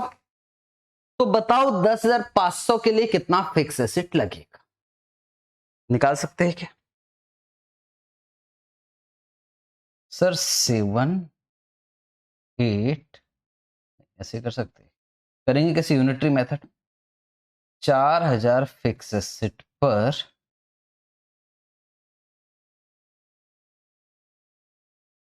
बच्चों वाला काम करवा लेता हूं। हाँ सर, 7,894.74 सेल्स होता है 4,000 की फिक्स एसेट पर। तो कितना चाहिए? 10,500 पे कितना फिक्स एसेट? सर ये तो क्रॉस मल्टीप्लीकेशन हो गए। 4,000 इंटू 10,500 डिवाइडेड बाय 7,894.74। तो सर 5320 हमें फिक्स एसेट चाहिए। 5320 हमें फिक्स एसेट चाहिए 5320 की। ऑलरेडी कितना का फिक्स एसेट है? 4,000 का है हमारे पास, है ना, माइनस 4,000। तो हमें ये चाहिए 1,320 का, और 200 तो ये चाहिए करंट एसेट का। तो टोटल चाहिए 1,520 माइनस 147 हमारे पास रिटर्न अर्निंग है। माइनस नहीं, 1,520 माइनस 147 का रिटर्न अर्निंग है, तो 1,373 EFR आ गए। 1,373 बात समझ में आ रही है? कॉमन सेंस की बात है। हालांकि ये क्वेश्चन आपको बनाने में दिक्कत होती अगर आपका कॉन्सेप्ट अच्छा नहीं है, तो फिर ये क्वेश्चन नहीं बन सकता। पहला वाला 65% वाला बन भी जाता, दूसरा वाला नहीं बनता। पहला आंसर आ रहा है 53, ठीक है सर, और दूसरे में आंसर आ रहा है 1,373। ठीक है, ये क्वेश्चन आया था भाई। मैं मानता हूं कि ये वाला क्वेश्चन बहुत अच्छा कॉन्सेप्ट होगा तभी बनेगा, नहीं तो ये वाला क्वेश्चन नहीं बनता आपसे। बाकी फिर बहुत सारे अल्टरनेटिव से कर रखा है, सिंपल वाले तरीके से चला गया। सर ऐसा नहीं, ऐसा आपको जैसे करना है, क्वेश्चन नंबर 2 से थियोरी की मैं बात नहीं कर रहा हूँ, थियोरी का अलग से डिस्कस कराऊंगा। सर थियोरी तो बाहर से आते यार, तो फिर मतलब यार चैप्टर के अंदर की थियोरी करे क्या, कैसे करोगे भाई? क्या पूछ रहा है? रियल ऑप्शन और उसमें क्या अंतर है, स्टॉक ऑप्शन और रियल ऑप्शन में? तो इसके लिए आपको किसको सपना आया था कि ये वाला भी क्वेश्चन आ सकता है? अंडरलाइंग एसिड के विषय में लिख सकते हैं, पर एक्सरसाइज पीरियड अप्रोच ये थोड़ा सा मुश्किल होता, यहाँ बैड लक। क्वेश्चन नंबर 3 है, ये भी अच्छा क्वेश्चन, ये भी डिस्कस करूंगा। क्वेश्चन नंबर 3A, डेरिवेटिव का क्वेश्चन था, उसमें एक वाला पार्ट तो बन जाता, ऑप्शन में थोड़ा सा दिक्कत हो सकता। एक बार देखिए क्या मतलब, मैं बोल रहा हूं EFR वाला क्वेश्चन में आपको दिक्कत होती। मैं कह रहा हूं, मैं ये नहीं कह रहा हूं कि बड़ा आसान पेपर आया था, मैंने कभी भी नहीं कहा। मैं आपसे बोल रहा हूं कि पेपर मैनेजेबल था। एक क्वेश्चन तो हम देख लिए, EFR वाला हमसे नहीं होता, थोड़ा सा मुश्किल होता। इस क्वेश्चन में भी एक पार्ट हो जाता, आधा पार्ट होता, आधे में थोड़ी सी दिक्कत होती, पर एक बार पढ़ते।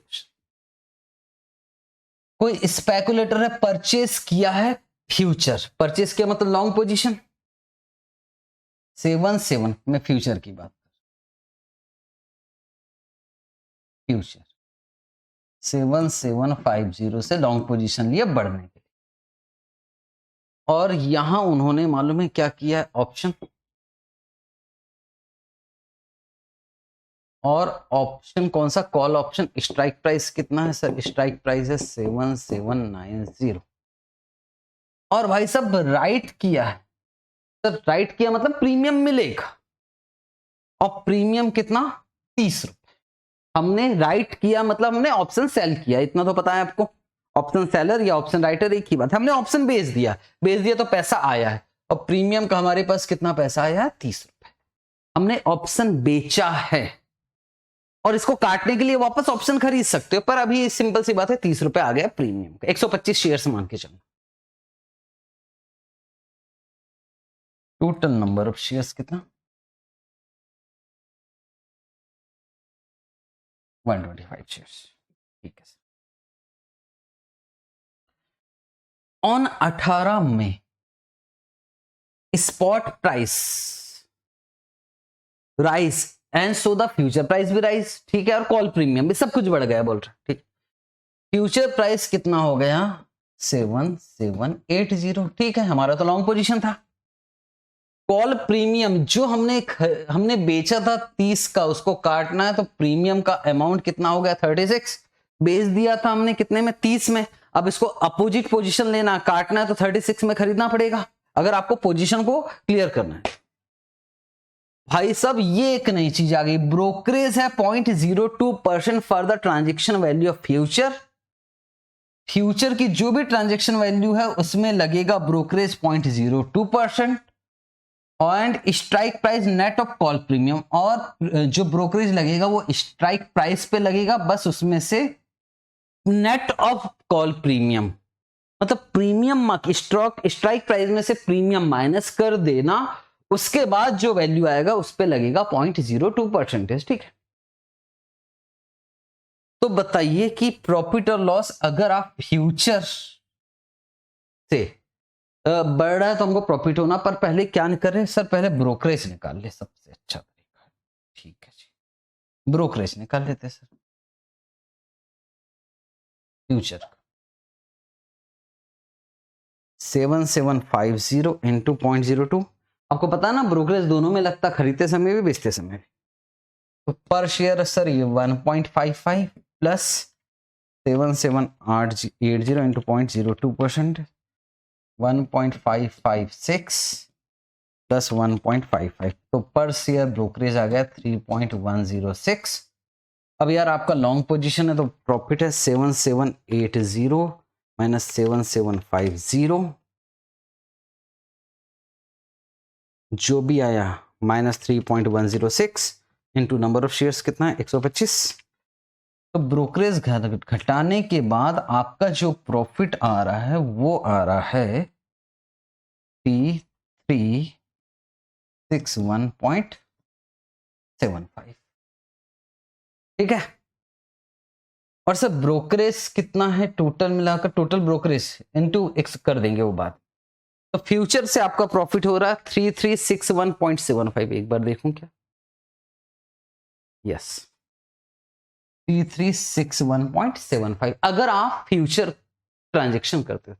अब ऑप्शन में भी ऐसे ही पहले क्या निकाल ले सर, ब्रोकरेज निकाल लेते, स्ट्राइक प्राइस बेचते समय भी खरीद, एक समय प्रीमियम 30 माइनस कर रहना पड़ेगा, तो सर इधर भी ब्रोकरेज देख ले क्या, चलो ब्रोकरेज करते हैं।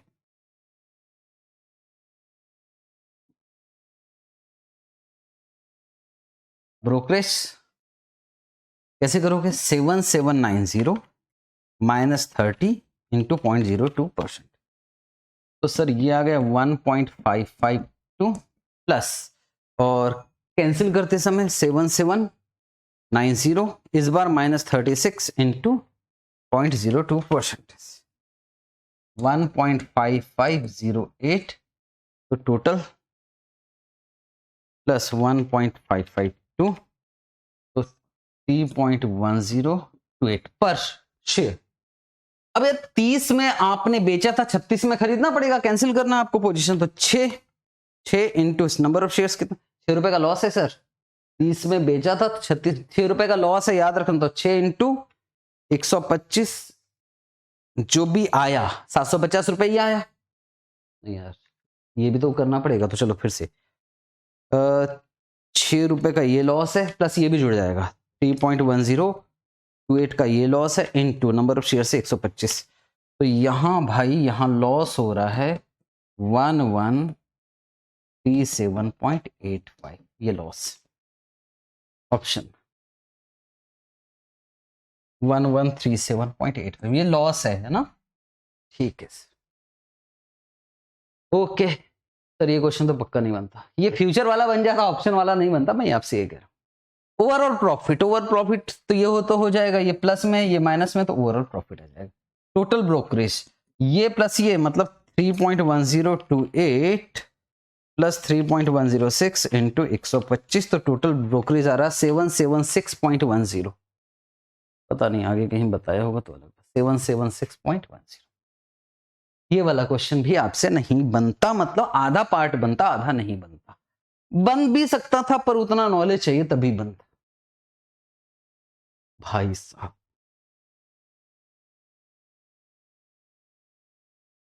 ये वाला क्वेश्चन, क्वेश्चन नंबर 3B, बेहतरीन क्वेश्चन, और ये क्वेश्चन ICAI की फ्रेमिंग गलत थी, सिंपल सी बात है, जिस तरह से उन्होंने फ्रेम किया वैसे फ्रेम नहीं किया जाना चाहिए था क्वेश्चन। चलो सर क्या लिखा हुआ है,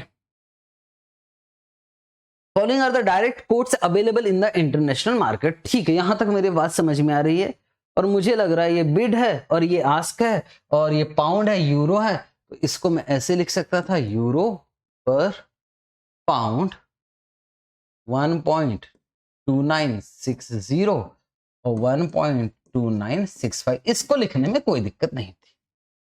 अब यहां से दिमाग खराब हो रहा मेरा, सर डॉलर पर पाउंड, ठीक है भाई, डॉलर पर पाउंड, सर क्या लिखा है 1.6025। अब मुझे ऐसा लग रहा है कि यार जनरली 4 डेसिमल प्लेसेस तक दिया रहा है, तो इसको मैं पढ़ नहीं पा रहा था, ये तो बिड हो गया। अब आस्क ये कैसे हो सकता है, ये कम कैसे, फिर मेरे मन में आया कि यार ये ऐसे हो सकता ना 1.6000 और 1.6025, ऐसा किया मैंने, ठीक है। फिर जब मैं इसको भी ऐसा करने का सोच रहा हूं तो सर फिर ये गड़बड़ है 1.2375, अब इसको कैसे करेंगे, तो मेरे मन में जब मैं यहां कर रहा था तो ऐसा आया था कि हो सकता है ऐसा हो 1.6025 और 1.6060, ठीक है, और 1.2375 और 1.2390, मुझे पर्सनली लगा कि ऐसे भी हो सकता है, क्योंकि एक है 1.237075 और 1.9300, अजीब सा लग रहा था यार, इतना स्प्रेड कैसे हो सकता है, पर अभी कुछ बातें का मतलब नहीं है, इंस्टीट्यूट ने क्या होगा बस ये लिख रहे हैं, बाकी ये तो हो जाता, ये बिड आस्क समझ में नहीं आ रहा था। ICAI कैसे किया है 1.6300 और 1.6025, उनका कहना है कि जो कम होता है वो बिड होता है, बहुत अच्छे, आगे बोलो। और बोले अब यूरो का रेट दे रखा है, तो डॉलर पर यूरो 1.2375 और 1.93। हद नहीं कर दिया यार, इतना स्प्रेड।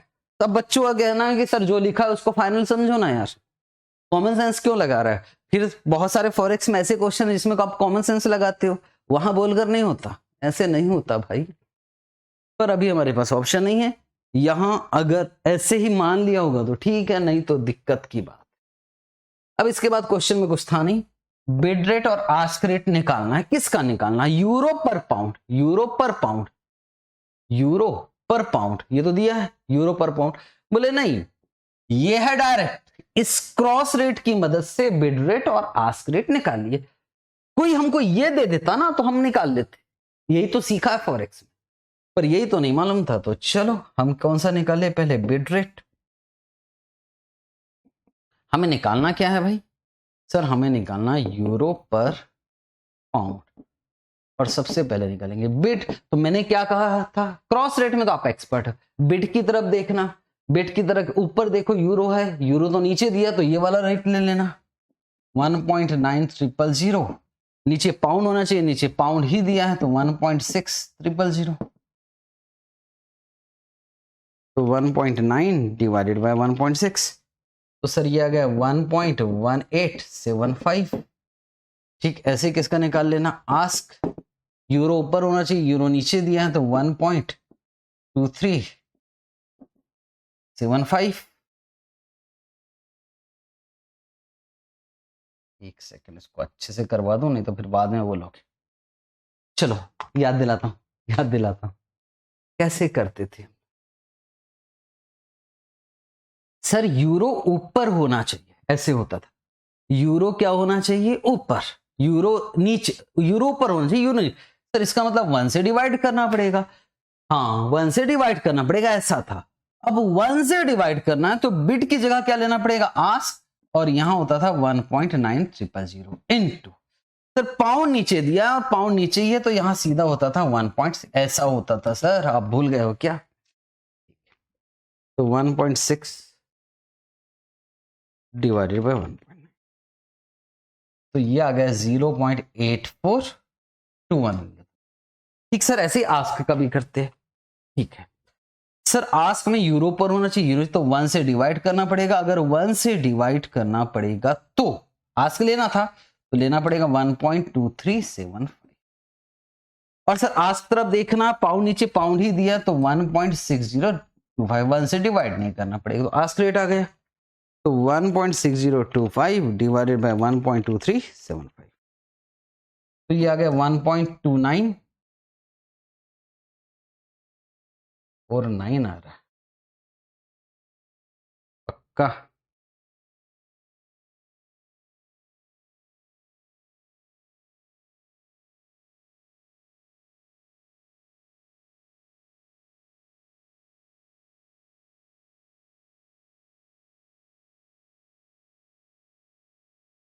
एक बार चेक कर लूं कि यार मेरे ख्याल से ही 1.6025 1.2375, कैलकुलेशन में 50 आ गया, 294950। लो भाई 50 कर लेता हूँ यहाँ मुझे, और 0.8429। ठीक है, इसमें कोई दिक्कत नहीं।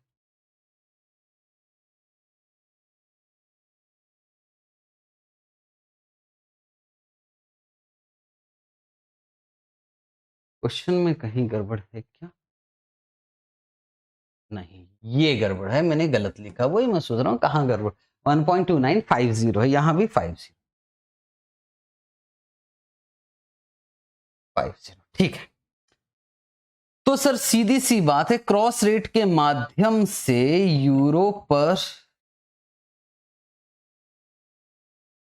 पाउंड आ गया 0.8421 और 1.2950। यहां मैंने गलत लिख दिया था, इसी वजह से गड़बड़ हो, तो 1.2950। आगे बोल रहा कि आर्बिट्रेज है, अगर हम पाउंड खरीदते हैं अंडर डायरेक्ट, पाउंड खरीद रहे, बैंक पाउंड बेचेगा अंडर एक डायरेक्ट कोड, तो बैंक पाउंड बेचेगा तो इस रेट पर, ठीक है, और बैंक वापस पाउंड खरीदेगा तो इस रेट पे, तो क्या कोई आर्बिट्रेज है? भाई इधर तो लॉस हो रहा है, नो आर्बिट्रेज। बोल रहे हैं ना बाय पाउंड, पाउंड खरीदोगे मतलब बैंक पाउंड बेचेगा, इस रेट पे हम पाउंड खरीदेंगे महंगे में, और इस रेट पे थोड़ी नहीं बेचेगी, यहां तो लॉस है। या फिर एक काम कर देते हैं, बोले you sell pound against euro under direct quote. दूसरा, you sell pound direct quote, मतलब बैंक पाउंड खरीदेगा और फिर बैंक पाउंड बेचेगा, यहां तो भाई जीरो आ रहा आंसर, ठीक है, तो यहां भी नो आर्बिट्रेज। क्रॉस रेट का क्वेश्चन था, ये बन जाता, लेकिन बनता तब जब ये ठीक तरह से लिखा होता इंस्टीट्यूट, बाकी इसमें कुछ नहीं था। तो अगर जिनको ये ठीक तरह से लिखा नहीं भैया, तो उनका 4 नंबर गया, फिर तो ये कोई मतलब ही नहीं रह जाता इधर। इस क्वेश्चन के लिए भी मैं थोड़ा दुखी हूं। ठीक है सर, चले जी आगे।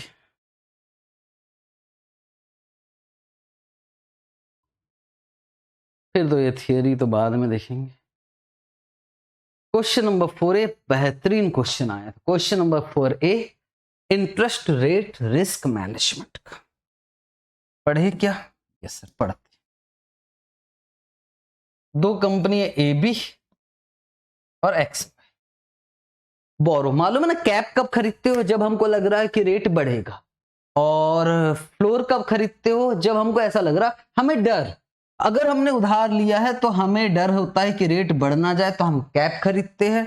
अगर हमको ऐसा लग रहा है कि हमने कहीं डिपॉजिट किया तो हमको ये डर है कि कहीं रेट कम ना हो जाए, इसलिए हम क्या करते हैं सर, हम फ्लोर खरीदते हैं।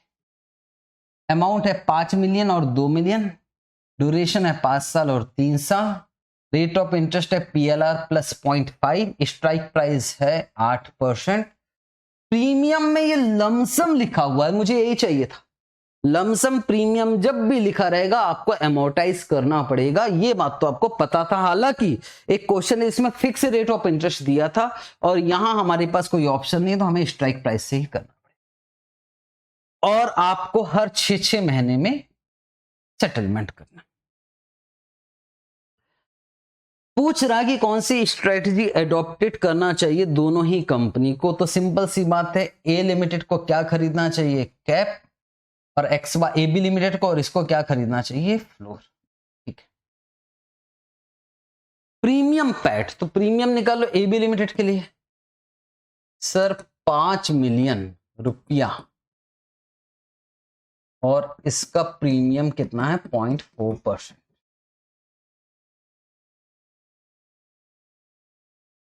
20,000 प्रीमियम, इसको बोलते हैं लमसम प्रीमियम, एक साथ ही आप प्रीमियम का पेमेंट कर। और सर XY का भी निकाल लेते हैं, XY का भी निकाल लेते हैं, 2 मिलियन इंटू 0.5%, सर 10,000 रुपए।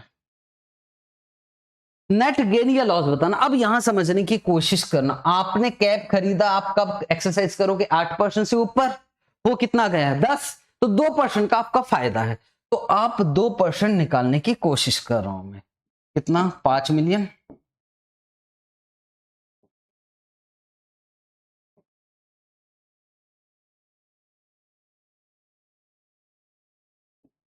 पांच मिलियन का 2% इंटू 6 महीने में सेटलमेंट है 6/12, तो 5 मिलियन इंटू 2% डिवाइडेड बाई 2, तो सर 50,000 का प्रॉफिट है। दिस इज ग्रॉस पे ऑफ, पर इसमें प्रीमियम तो माइनस करना पड़ेगा, तो सर प्रीमियम सीधा 20,000 माइनस कर देंगे कि नहीं ना भाई? यही तो दिक्कत है, ये हर बार का प्रीमियम नहीं है, हर रिसेट डेट में प्रीमियम पेमेंट नहीं हो रहा है।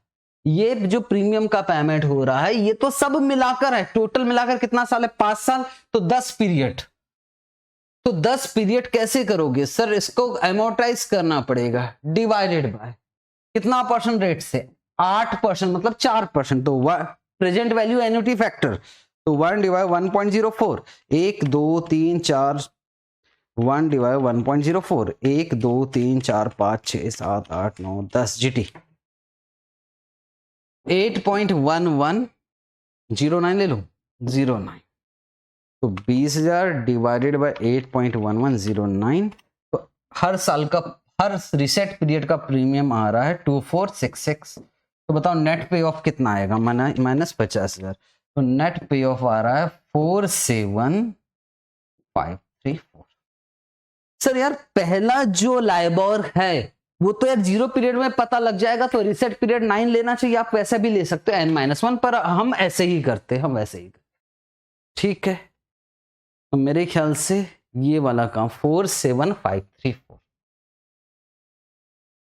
ऐसे किसका कर लोगे सर? ऐसे ही हम फ्लोर का कर लेंगे। कितना था strike price sir? Strike price 8% हो कितना गया 6, तो फ्लोर एक्सरसाइज होगा, 2% निकाल लेना, सीधा सीधा कितना 2 मिलियन का 2% डिवाइडेड बाय 2, तो ग्रॉस पे ऑफ कितना आ गया 20,000, और इसको एमोर्टाइज कर देना किस रेट से 8%, तो 8% का रेट हमने निकाल ही रखा है, पर 3 साल है, 1 डिवाइड 1.04 1 2 3 4 5 6 GD, तो ये आ गया 5.2421, 10,000 डिवाइडेड बाय 5.2421, तो माइनस हो जाएगा इसमें से 1907.63 माइनस 20,000, तो नेट पे ऑफ आ गया 18092।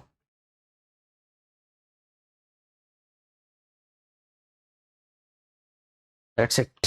क्वेश्चन अच्छा आया था, ठीक है।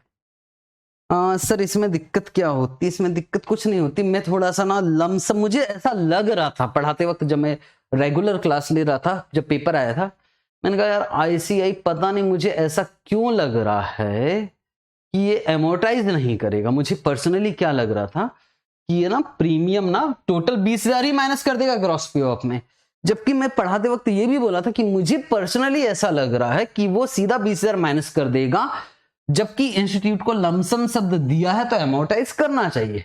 अच्छी बात है, बिल्कुल सही बना है क्वेश्चन, एमोर्टाइज होना चाहिए था, एमोर्टाइज किया। ठीक है सर, ओके चले जी आगे। EFR का अच्छा क्वेश्चन दिखा, फॉरेक्स के क्वेश्चन थोड़ा सा मुझे मजा नहीं सर। ये क्वेश्चन, ये वाला क्वेश्चन मैं डिस्कस नहीं करूंगा, ये तो ऐसा क्वेश्चन है कि आप आंख बंद करके भी कर लो कि ईवा का क्वेश्चन है, ये वाला क्वेश्चन बनना चाहिए था। इसको बनाऊंगा भी नहीं, देखूंगा भी नहीं, ये वाला क्वेश्चन 100% बनना चाहिए। फिर ये सिक्योरिटी एनालिसिस का थ्योरी डाला है, करना पड़ेगा भाई। 5A sharp optimisation model. Sir किसमें गड़बड़ किया कि कुछ गड़बड़ नहीं किया, बिल्कुल सही किया है वैसे ही, बस इसमें जो हम निकालते थे ना कि कितना कितना वेट देना है, अब भाई कट ऑफ पॉइंट ले लिया और कट ऑफ से ऊपर वाले स्टॉक को हम सेलेक्ट करेंगे, बिल्कुल सही, पर कितना वेट देना है वो पूछा नहीं है, तो ठीक है, अच्छा है नहीं पूछा, तो हमको वाला फॉर्मूला, बाकी कहीं भी कोई भी गलती नहीं है, एक एक शब्द सही है इस क्वेश्चन में, कोई समस्या नहीं। तो सर इसको समझाओ ना। नहीं समझा रहा हूं, इसको समझा चुका हूं, शार्प ऑप्टिमाइजेशन मॉडल। हालांकि मुझे नहीं लगता कि यार ये इतना बड़ा क्वेश्चन कितने नंबर का दिया था, 8 नंबर का आया था। अच्छा एक बात बताओ भाई, मैं जानता हूं शार्प ऑप्टिमाइजेशन मॉडल आप करके नहीं भी गए होगे, मान लो, पर मैंने करवाया हूं क्लास में, कोई ये नहीं बोल सकता कि मैंने नहीं करवाया, वीडियो भी डाला हुआ है मेरा यूट्यूब में। पर यार उसने सबसे बोला कि यार आप रैंक दे दो ट्रेनर रेशो पर, ट्रेनर रेशो तो आता है, रैंक तो दे देते, मतलब पॉइंट नंबर 1 तो बन ही जाता है ना। चलो ठीक।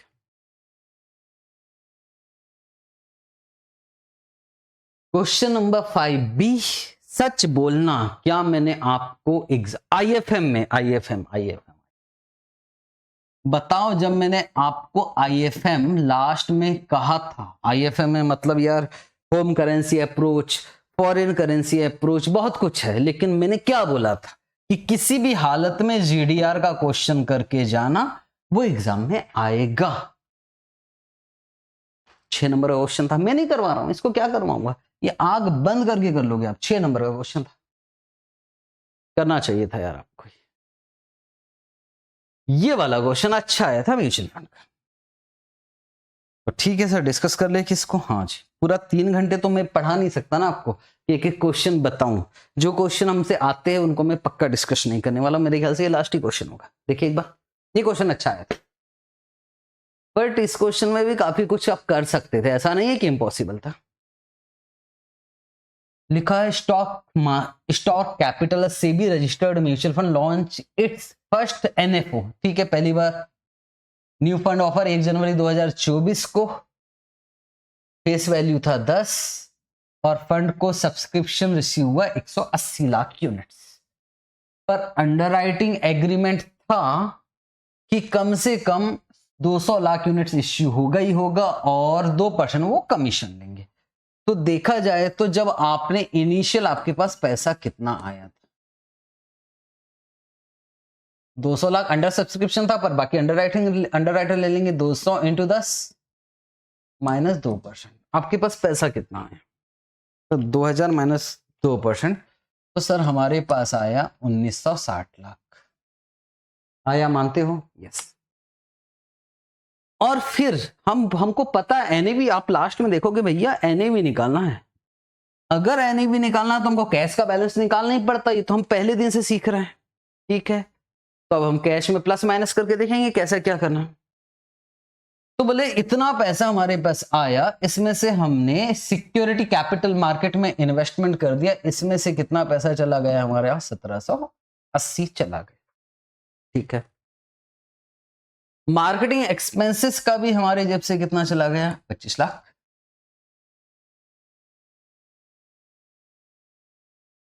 ड्यूरिंग द ईयर जो फंड ने एक सिक्योरिटी जिसका कॉस्ट था 240, जिसको 280 में बेचा, तो नो डाउट कि 30 लाख का हमारा प्रॉफिट है। लेकिन कैश की बात करते हैं तो कैश हमारे पास कितना आया? सर कैश हमारे पास आया 280 लाख। ठीक, मैं क्लोजिंग कैश निकालने की कोशिश कर। Management expenses are regulated by SEBI. SEBI बोल रही है कि मैनेजमेंट एक्सपेंसेस किसी भी हालत में 0.50% ऑफ एवरेज फंड इन्वेस्टेड, जितना फंड इन्वेस्टमेंट कर रहे हो उससे 0.5% से ज्यादा नहीं होना चाहिए।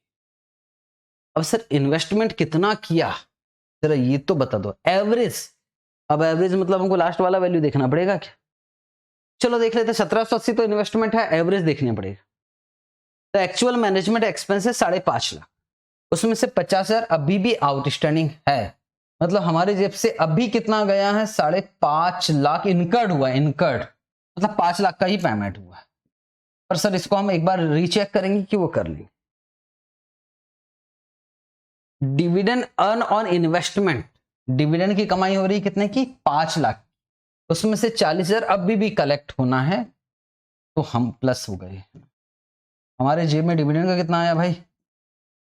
सर हमारे जेब में आया 4.60 लाख।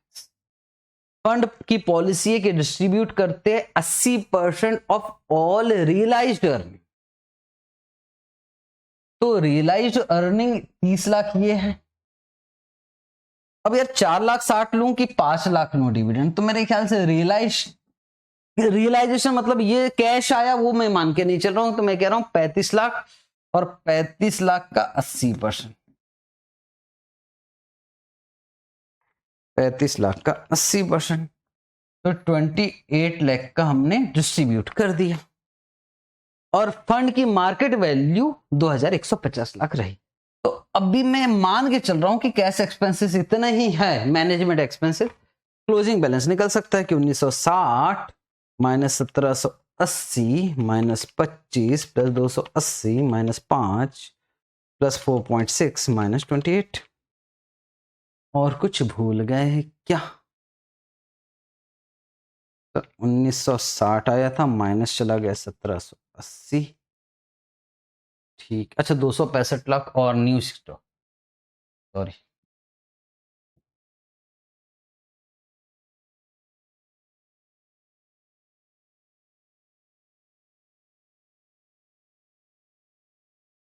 माइनस 265।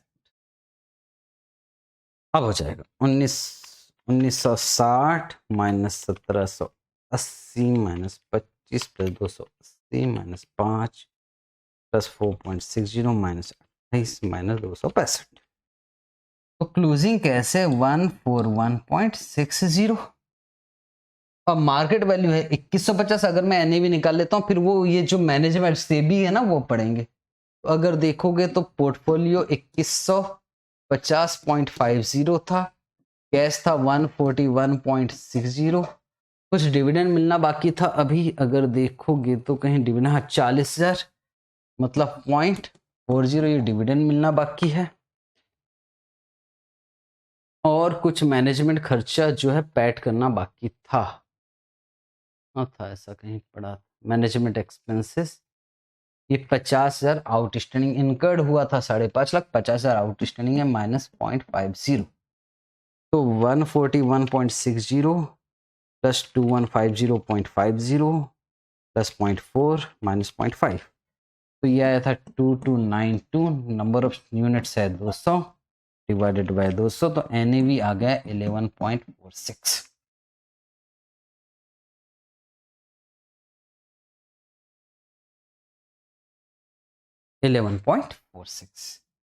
तो अगर मैं उस सेबी गाइडलाइन वाली बात को हटा दूं कि वो जो 5, फिर तो ये क्वेश्चन बन सकता था।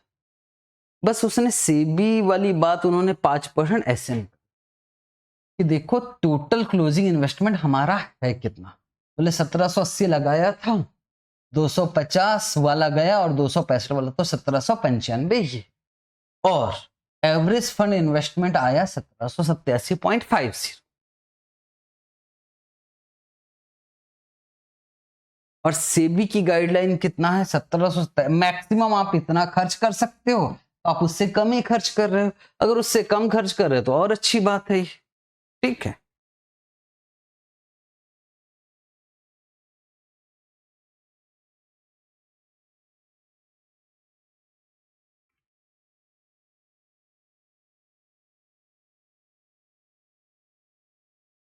सर 1787 कैसे आया भाई, ये ओपनिंग है और ये क्लोजिंग है, डिवाइडेड बाय 2 कर लिया होगा, वही क्या होगा जैसे आप 1780 प्लस 1795 डिवाइडेड बाय 1787.5।